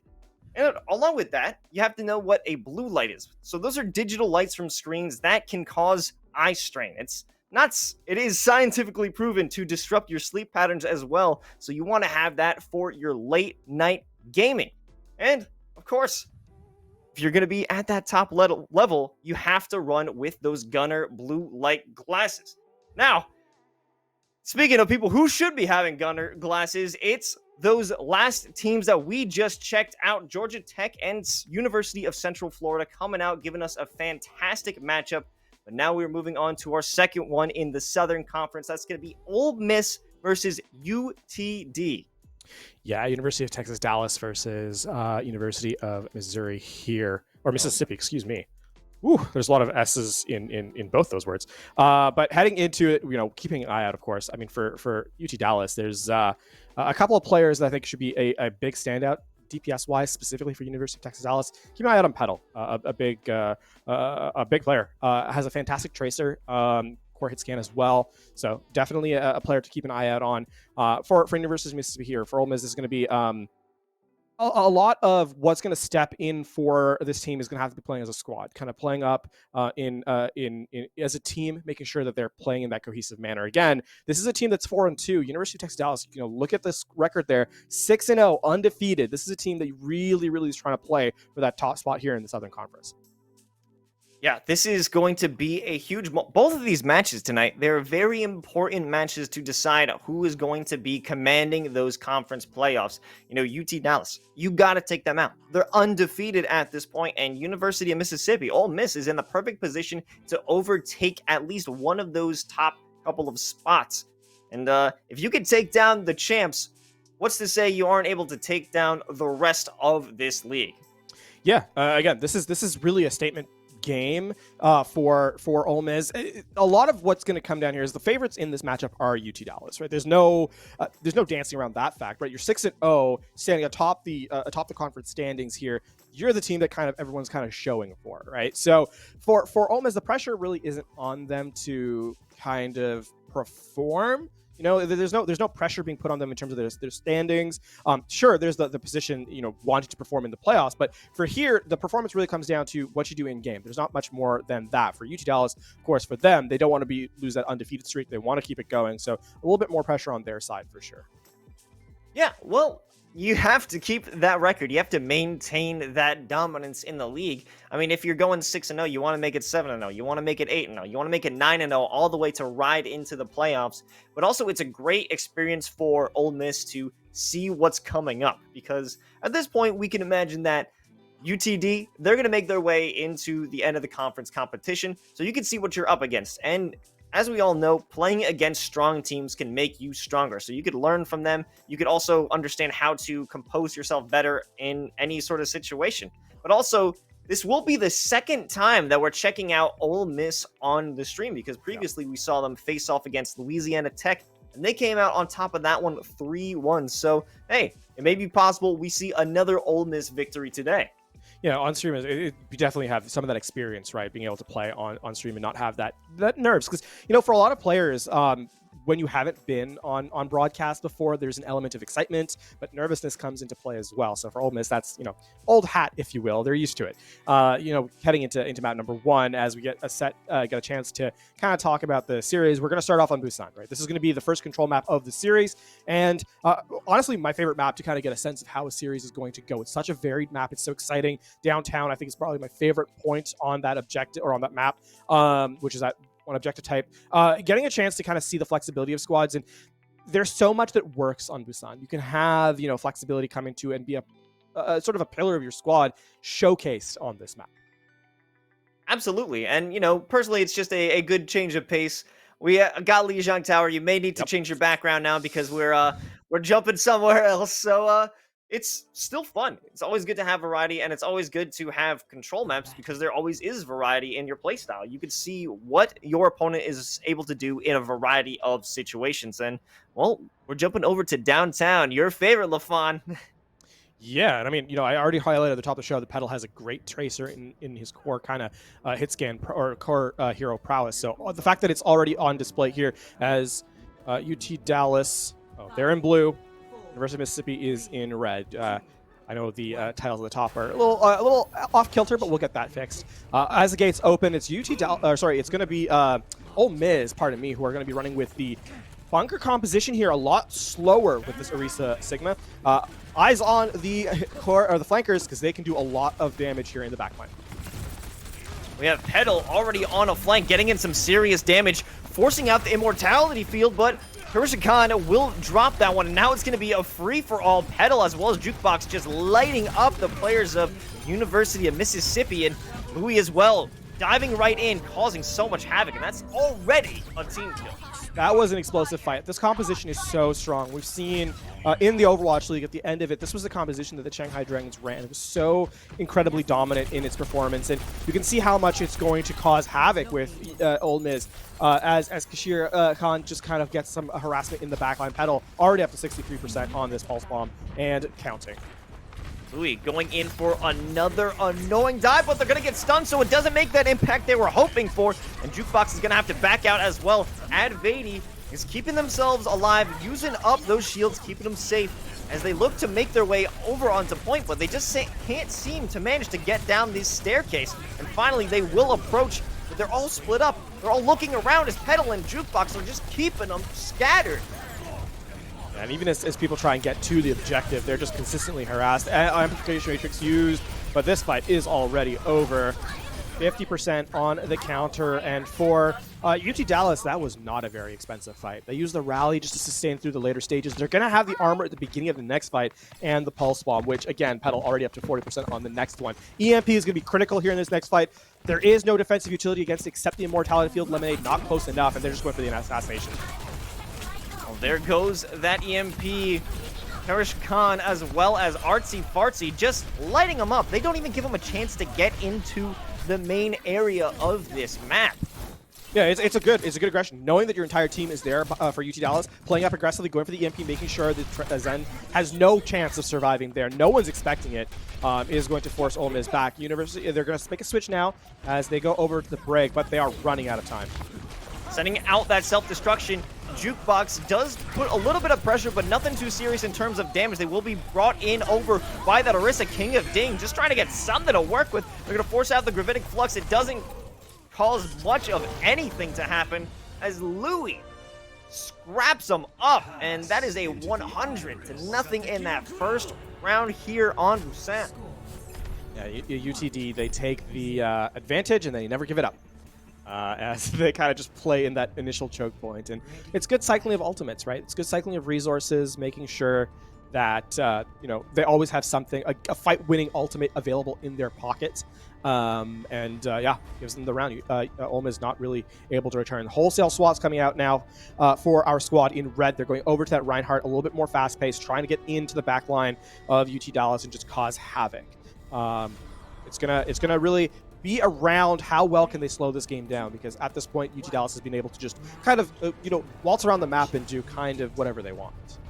Both Made Boundless and Hanzo's Girl looking to pick up characters that can slow down those flankers, slow down Louis jumping into their backline, both with the freeze and the flashbang. So hopefully this can be their key to keeping themselves alive for just a little bit longer, if not turning the fight around. Immortality Field already forced out, and they are losing shield quickly as King of Ding is going to have to back off. Going to try and recharge that one. They're going to use the bubble on him, but he will be okay just for now. There goes the shield, and here comes Louis jumping into their backline, and he will stay alive as Kurish Khan is able to just light up that Reinhardt.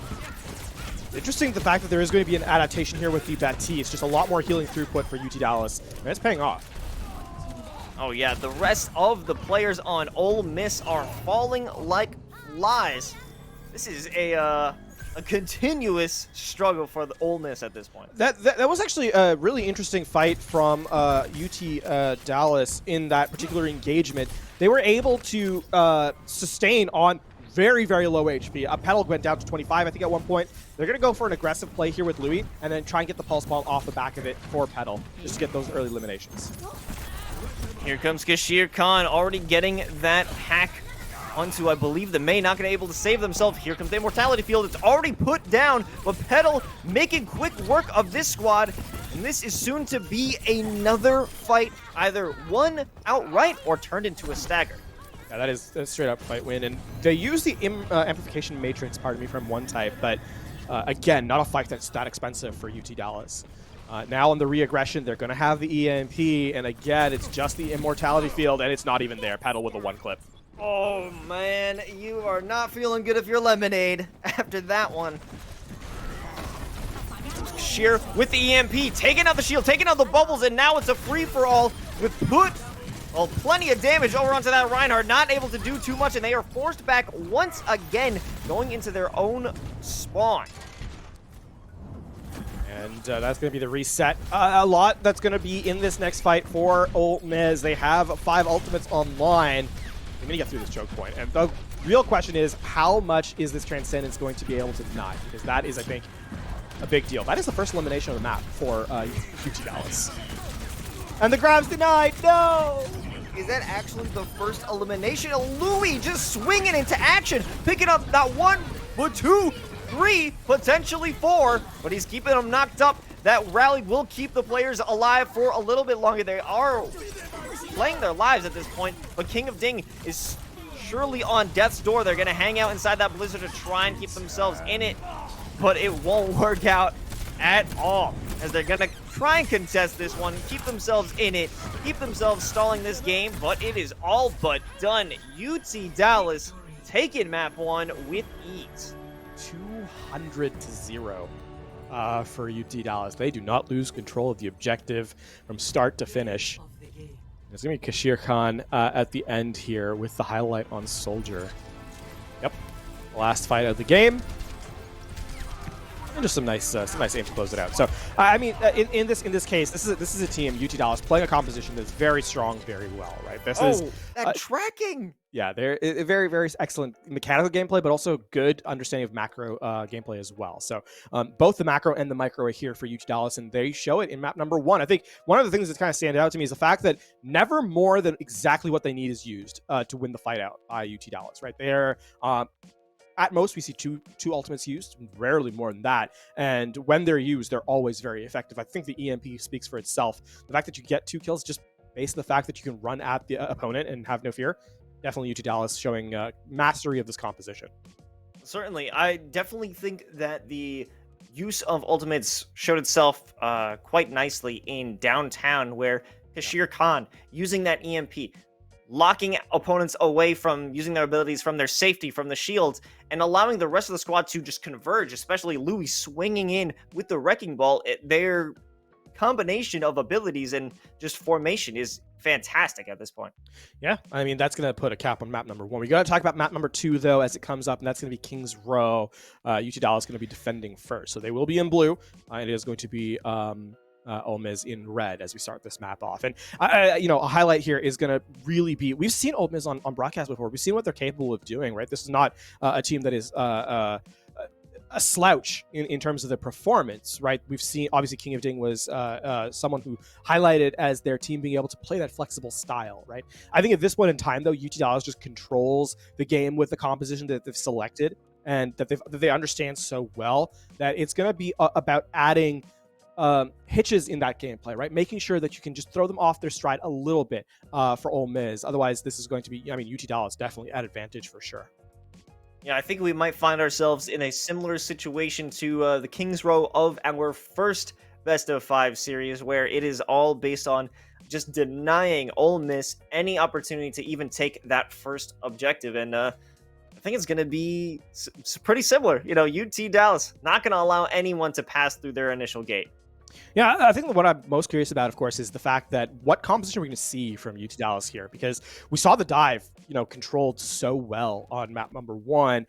You can play it on map number 2. There's no question in my mind about that. But are they going to choose to move towards more of the mirror or the rush composition? At least initially. Looks like they might attempt it.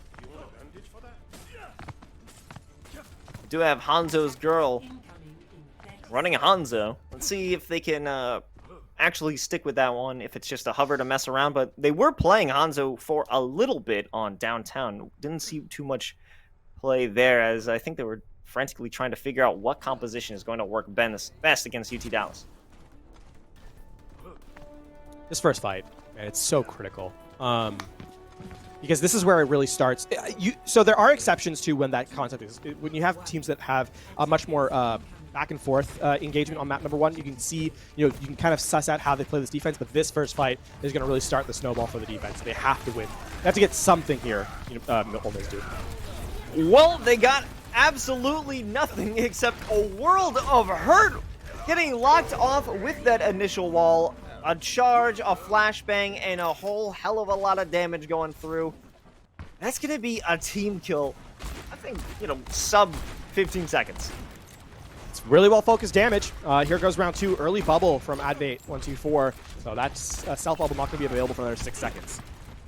Have to overcome that wall. As long as they can stop May, they can stop Kashir Khan from blocking off so many members of this team. Well, there it is again. We're finding King and Ding locked on the other side, and that's going to be an initial pick, but someone is jumping over. It's going to be Aggro, who finds himself in the same position, waiting in the spawn room again. And now it's going to be a counterattack as UT Dallas is looking to take the fight to them. The wall's going to stop them from getting inside their spawn and retreating for the reset. Yeah, this has been a very, very quick appearance of it. This wall from Kashir Khan has shown a lot of patience, right? Not over-committing, waiting till they actually cross the threshold of the choke point. Edel on the flank, though. He gets back to the team. Wait, hold on. Artsy Fartsy on the high ground. Oh, they're just funneling out from that window. Artsy Fartsy using the amplification matrix for themselves, getting in some serious damage, keeping the players alive, and as well with a major invulnerability field. Yeah, Wow.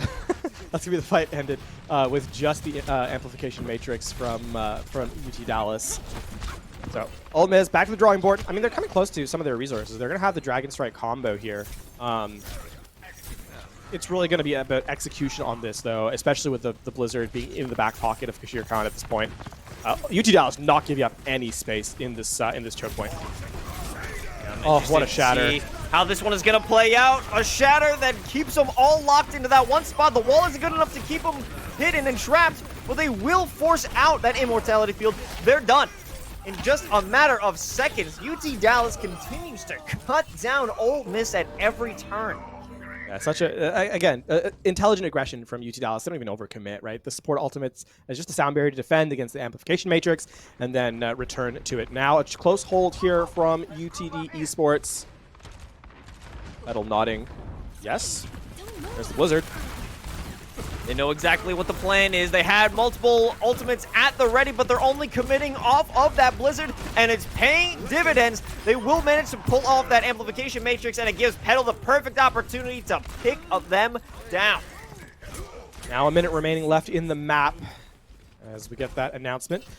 For the first time, actually, this is now advantage Ole Miss in terms of resources. Shatter and Deadeye are the two that are going to be available here in this next fight. Oh, they're just going. Oh, with Petal, he's pushed off. They're pushed off, and it doesn't even matter because the rest of the team is there to help them. And the Earth Shatter, wasted as the perfect block coming out from Louis is there. They had such a great reaction time from that Reinhardt. That is insane. Well, tag the spawn door achievement unlocked. The wall on the Reinhardt. Actually, I don't know that they can collapse on this. The wall doesn't get everybody. Well, I mean, it's a good position as that Earth Shatter is going to take down quite a few, but that collision is going to stop that charge from having too much impact. Here comes the Amplification Matrix, and it might be coupled with a Deadeye. Creeping through this corner, we might find Made Boundless make a leap and bound to go through. Here comes the Dragon Strike, trying to build some space, but there's nobody, not even close to that point. But I mean, King of Ding does manage to jump onto the point at the very last second. And by last second, I mean past zero. The last second of the post-round screen. Well, I mean, UT Dallas have guaranteed they will not. The series will not be equalized here, as the worst that can happen to them is they don't capture the objective and we get a draw. I don't foresee that happening. I wonder if they're going to continue to play the rush, though, right? Or are they going to move over back to that dive composition, that high tempo? They only need one tick, 1/3 of the objective, which they have 4 minutes to do. And so, you know, time's certainly on their side here at this juncture of the objective of the game. Yeah, well, I think we may have a little bit of fun on the side of UT Dallas if we have Louis going for the pig, which I am always a fan of, as I've made clear throughout this whole season. If you're running hog, you're my dog. And UT Dallas is looking to be one of my top favorites, not just because of the gameplay, but that one pick. We'll see. They're still in the attacker spawn. They have time to. They have time to change. Oh, LaFon, you cursed it. Never trust the players when they're in spawn. Never trust them. Or, you know, in the interviews either. You might get called an outcast if we're looking back to our last series. Oh my, zoom downtown. Louis gets to the objective fast. They are not wasting any time, but they did waste that barrier and the life of none type. That probably wasn't the best move, but you know what? Jukebox is coming up through, and he is my hero hog, but he's finding a lot of damage. They're trying to capitalize off of that teleporter and do manage to get into the back site. A charge is coming through. It's King of Ding trying to make some damage out here, but Kashir Khan is lighting them up with that max power laser, and in a matter of seconds, UT Dallas takes map 2. Yep, that was a light, quick attack. Well, I mean, Louis doing the best McQueen impression I've seen from a Reinhardt in some time.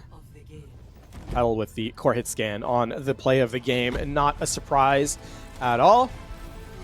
Although I think this one is more like a double right click. No, it gets gets some nice headshots here at the end. Oh yeah, That's good. As yeah, that's gonna be map number 2 in the books. And now UT Dallas at match points here in this series, looking to get that 7-0. I mean, certainly making their 6-0 look incredibly well deserved, and hoping to make that a 7-0. Although hope is perhaps the wrong word, and more well on their way to making it a 7-0. They are certainly proving themselves to be a menace in the Southern Conference right now. Yeah, this is a team that really is extremely well coordinated, right? Extremely understanding of their rotations, of their gameplay. You know, not giving room to your opponent to breathe, right? It's You know, one of the things that we talk about, of course, is sort of analysis how quickly the game is played. Like, when do you execute on certain ideas or certain plays?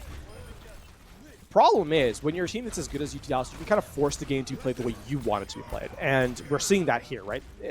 At this point, Ole Miss doesn't have a chance to really engage on the objective so much as UT Dallas allows them past the choke. So there is there's an element of that that's coming to play that's really been, I think, a huge part of why they're so good, right? They're able to control the game in every facet. They have the understanding of the resource management. They have the understanding of mechanics, of course. They're so strong. We saw, you know, just excellent gameplay from the main tank, from the DPS as well. So clearly a team that is well practiced here.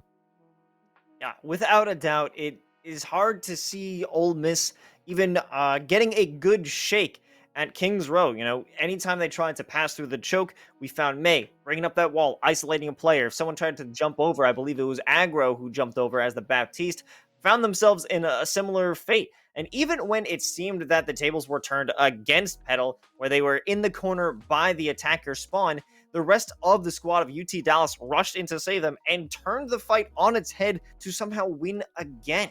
It's insane to see how much control this squad has of the situation, even if it starts out of their favor. No, absolutely. And that's the mark of a really great team. We are going to head to map number 3 now, Route 66. No side swaps. UTD is going to defend as they have in the previous map. And I mean, electing for that, it makes sense here for me. The question, Route 66, how aggressive are UT Dallas going to be? Right, this is a place where we've seen spawn holds held for sure at all levels of play, all the way up to, you know, probably setting up in that train car that's right outside the diner is a tried and true strategy. I'm curious if UTD is going to do the same thing here, but certainly a case of being well on their way at this point to kind of trying to close out the series.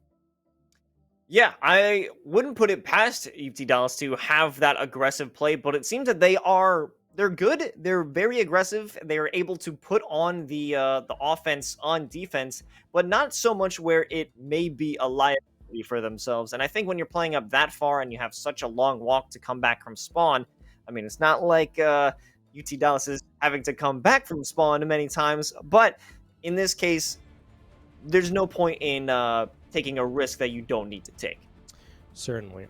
And we do have a substitute here, as I believe it is going to be Tinspire who's come in place in that flex tank role. Other than that, aside from that, both squads staying the same. So a little bit of a switch up in terms of the composition, though. We're seeing Azaria come in, as well as the fact that it looks like the Widowmaker and Genji making an appearance as well. So high tempo here from UT Dallas, as per the norm. Ole Miss, though, making a mirror back to double bubble as they bring out the Doomfist and the Winston for the first time. Oh, who just took some serious damage? I do believe it was Lemonade stepping out of the gate, already giving Kashir Khan 11%. I mean, not huge, but it's enough to cause concern that you ate a triple shuriken like that. Petal hanging out on the sideline, looking to get a nice shot. Does manage to put a connection onto Made Boundless, but they come right back with a massive headshot. Kashir Khan, though, won't let that one slide as they get in for that Treble. Louis almost stuck down, almost taken out, but they will escape with their lives. Hanzo's girl will do some hunting, but they won't commit too much. And now King of Ding getting very aggressive and taking the fight to them. But while they're doing all that, Lemonade and Hanzo's girl and Aggro, they're all dropping, and there's nobody to push that cart. That is such an unfortunate situation for King of Ding, though does get their one, right? I got mine, says the Winston player, as they choose to reset here. And I mean, looking at this, Louis is going to be able to slow down the game yet again. The minefield on the objective is going to be such a difference maker. Big headshots from Petal as well onto the tank. Yeah, these shields may cause a bit of an issue in terms of Petal trying to find their headshots, but once that bubble gets used by either player, it's a free-for-all, and now the tanks aren't there to help out because King of Ding was looking for that backline play. No one was there to keep him safe. And that's going to be the hold here yet again. One ult win by Louis. It's a little bold, rolls off the map, you know. It's a little faster than they expected, perhaps. Inversight now is going to make things so difficult for Ole Miss, though. They can't walk out into the open against this hit scan. The sniper is so strong. Okay, Advay looking to hold that sniper out of their hiding spot, but they're going to have to get past Kashir Khan, who picks up 2 with that blade. They're going to have to try and back off, but King of Ding, we're constantly finding this player in the back line, and they do manage to take out that healer of none type. But what else are they able to do? Not too much. They do create some space, and Kashir Khan will fall as well, but now that they're back in business, I think UT Dallas is going to take this fight back. Big Graviton Surge. He's going to catch the remaining members. That sleep is not going to be enough to stop the elimination from happening. UT Dallas still in control of this fight. Kashir Khan swapping over to that Doomfist. I'm a big Doomfist fan as well. Let's see if that could work out. Hanzo's girl with the Cowboy, taking out Zarya, getting a little aggressive. We find them a little too pressed up, and UT Dallas is somewhat paying for it. But that stun is going to take him out of that Deadeye, and that ultimate will be wasted. Kashir Khan up on the rooftop of that gas station. We do have the infrared at the ready, but will it even be necessary at this point because they can see everybody, and they're taking them all out. And a minute left in the offense here for Ole Miss. And they're having, I mean, this is such a difficult place to be in, right? You have to kind of play. Oh, you're not even allowed back at your spawn. Kashir Khan on the Doomfist is making things so difficult. Well, it does seem that they have opted to take that first train cart stance and keeping them in their spawn. And oh no, poor Advate pulling out the whole hog, only to get knocked off the map. There's nothing you could do at that point. This is just a such a tough position to be put in. Yeah, it really, really is. I mean, you have nothing in your resource bank, 15 seconds remaining, and UT Dallas have kind of walked up on you. Clean dive in from Inspire. And with 5 seconds left and nobody even close to the objective, and even if they were, they'd be surrounded and in a world of hurt at that point. Ole Miss only making it 41 meters, not even around the corner of the gas station. So this is looking to be a very difficult defense, as they always are, coming from a much stronger team taking in that first round of defense. Yeah, and I mean, the real takeaway from this series so far has been that UT Dallas is going to be the team to kind of watch out for in general. Because, 7-0, or, well, it's going to be most likely going to be a 7-0 at this point in terms of their scoreline for the season. You often don't get a chance to kind of hear about the map scoring a lot. And when you do see, even if it's a 3-0, sometimes maybe it's a hard-fought 3-0. I think here we can see UT Dallas are very, very strong in their performance. And moving forward from that, as they kind of get further and further into the playoffs, then that's going to be scary for whoever they face up against, right? Because this is the kind of gameplay you have to kind of prepare for, and even knowing it's coming is not enough to kind of be ready for it, if that makes sense. Well, I think having them play on stream is a great piece of preparation that anyone else in this conference can use to look forward. Because this is going to be a very intimidating squad to go up against later in the playoffs.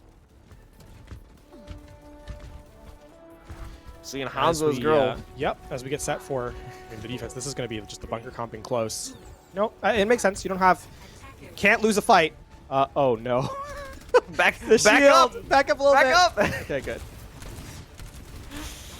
Okay, well, they're going to back off from that initial fortification anyway, but they're still holding on to that corner. We see Louis, that constant flanker, coming through. The immortality field already put into play, and they're knocked out of it.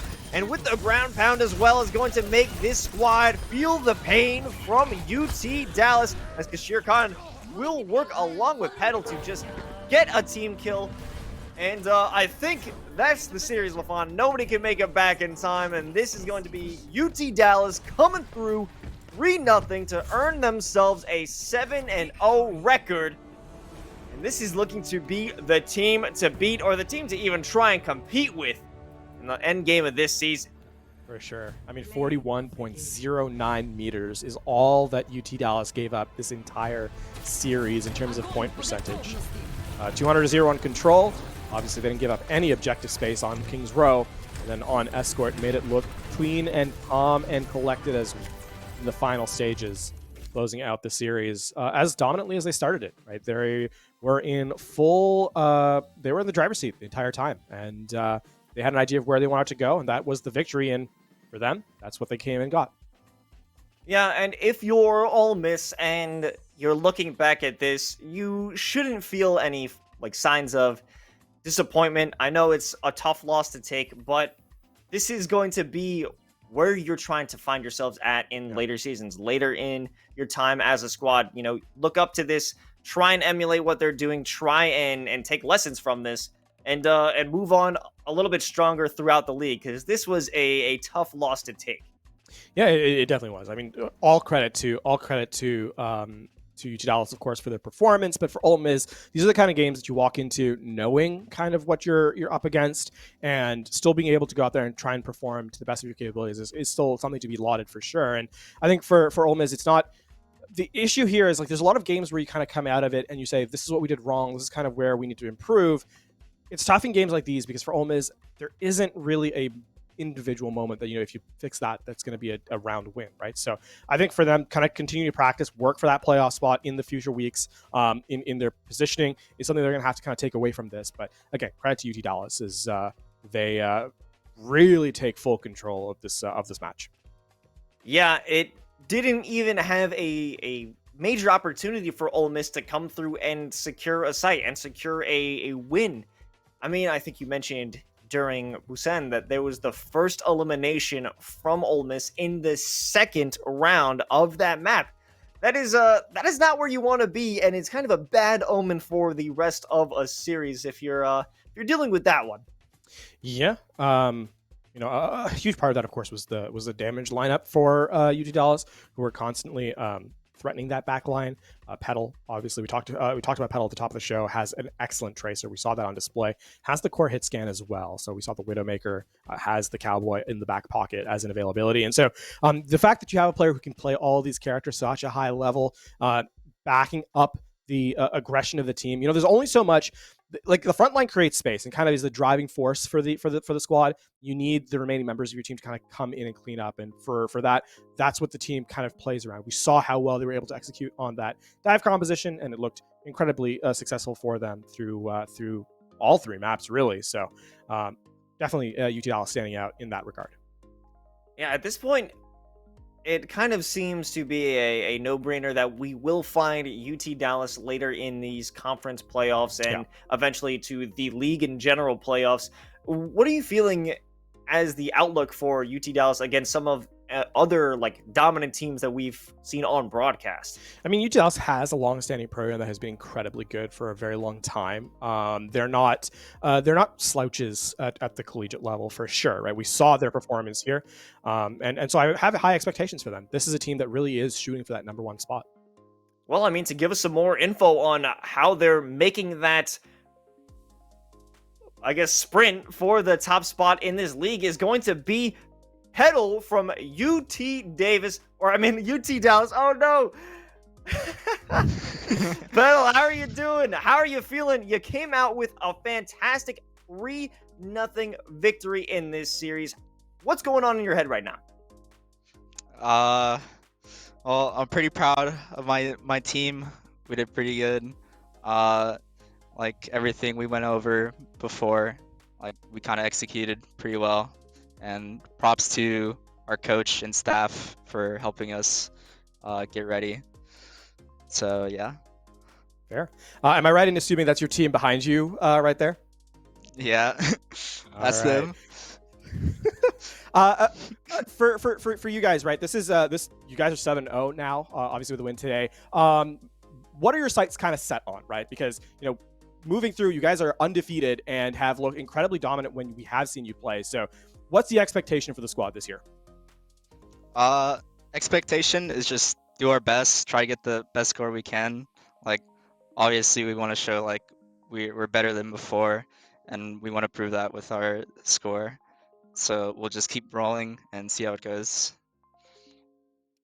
Well, Petal, what were your thoughts in the beginning of this series? How confident were you feeling? And once you got through that first map, did the rest of your squad just feel the same? Were you engorged with a good feeling that you are going to take this series?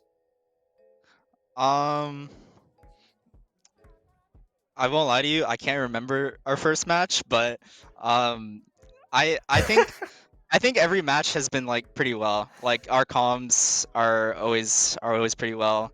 Our fight plans and everything. Like if we just keep doing that, then I think we'll be okay for the future. So Makes sense. A little bit of any team you're kind of watching out for in particular? uh, I don't know all the teams, so I don't know which team to be like. Well, Fair enough. Fair enough. I kind of put you on the spot with that one. That's my bad. Last thing. Sorry. No, all good. Any shout outs that you guys have? Any final thoughts? Shout outs to like just everyone at UTD, always helping and supporting us like to perform at or at our best. So Well, that's great to Yeah. hear. Shout out to UTD. Shout out to Petal, who came through and had an amazing series. Congratulations, guys. You earned it, and I'm looking forward to seeing you later in the season and eventually in those playoffs. thank you. You'll see us there. Well, there you have it from the mouth of Petal, who is just feeling supremely confident with the rest of their squad, so much so that map 1 in Busan, it's just a brief fleeting memory, but there are plenty more memories to be made in this amazing league, LaFon. I am definitely looking forward to seeing that squad later throughout those playoffs. For sure. It's been exciting. The season up to this point has been really exciting. We've seen a lot of teams play a lot of Overwatch and a lot of really good Overwatch too. And so for UT Dallas, they're a little understating their capabilities. I think as a squad, they said they're showing up to make sure that they're ready for fights, making sure their plans are correct, and saying that they're just taking one game at a time. But from here in the broadcast booth, I think I can make the claim that they are a very strong squad that has really the potential to kind of fight for it all. So while they are taking it, cool and collected, making sure that they're always prepared for the next match. I think from us here, we can say this is a team to definitely watch out for. And yeah, well, unfortunately, that is going to be our final match of tonight's broadcast, but there's plenty of collegiate action for you to check out with the rest of the broadcast for the NACE Starleague. Of course, you're checking out Rocket League and Overwatch on Monday, but on Tuesday, we've got League of Legends. Wednesday, we have Call of Duty, and on Friday, the Danger Taco earlier in this broadcast called it CSGO, and I hated that. It's Counter-Strike Global Offensive CSGO Fridays here for NACE Starleague, 7 p.m. EST, 4 p.m. PST, right here. And I will never forgive him for that. But anyways, folks, thank you so much for joining us for this broadcast, and thank you to all the teams who came through here to play for us, show us what they got, and thank you, LaFon, for casting with me. It's been an absolute pleasure. I'm super excited to see what we have next. Okay, folks, but we will catch you on the next one right here on Monday. Next Monday, baby. NACE Starleague Overwatch. It's going to be week 8, and you will not want to miss how this season winds down. But until then, thank you and good night.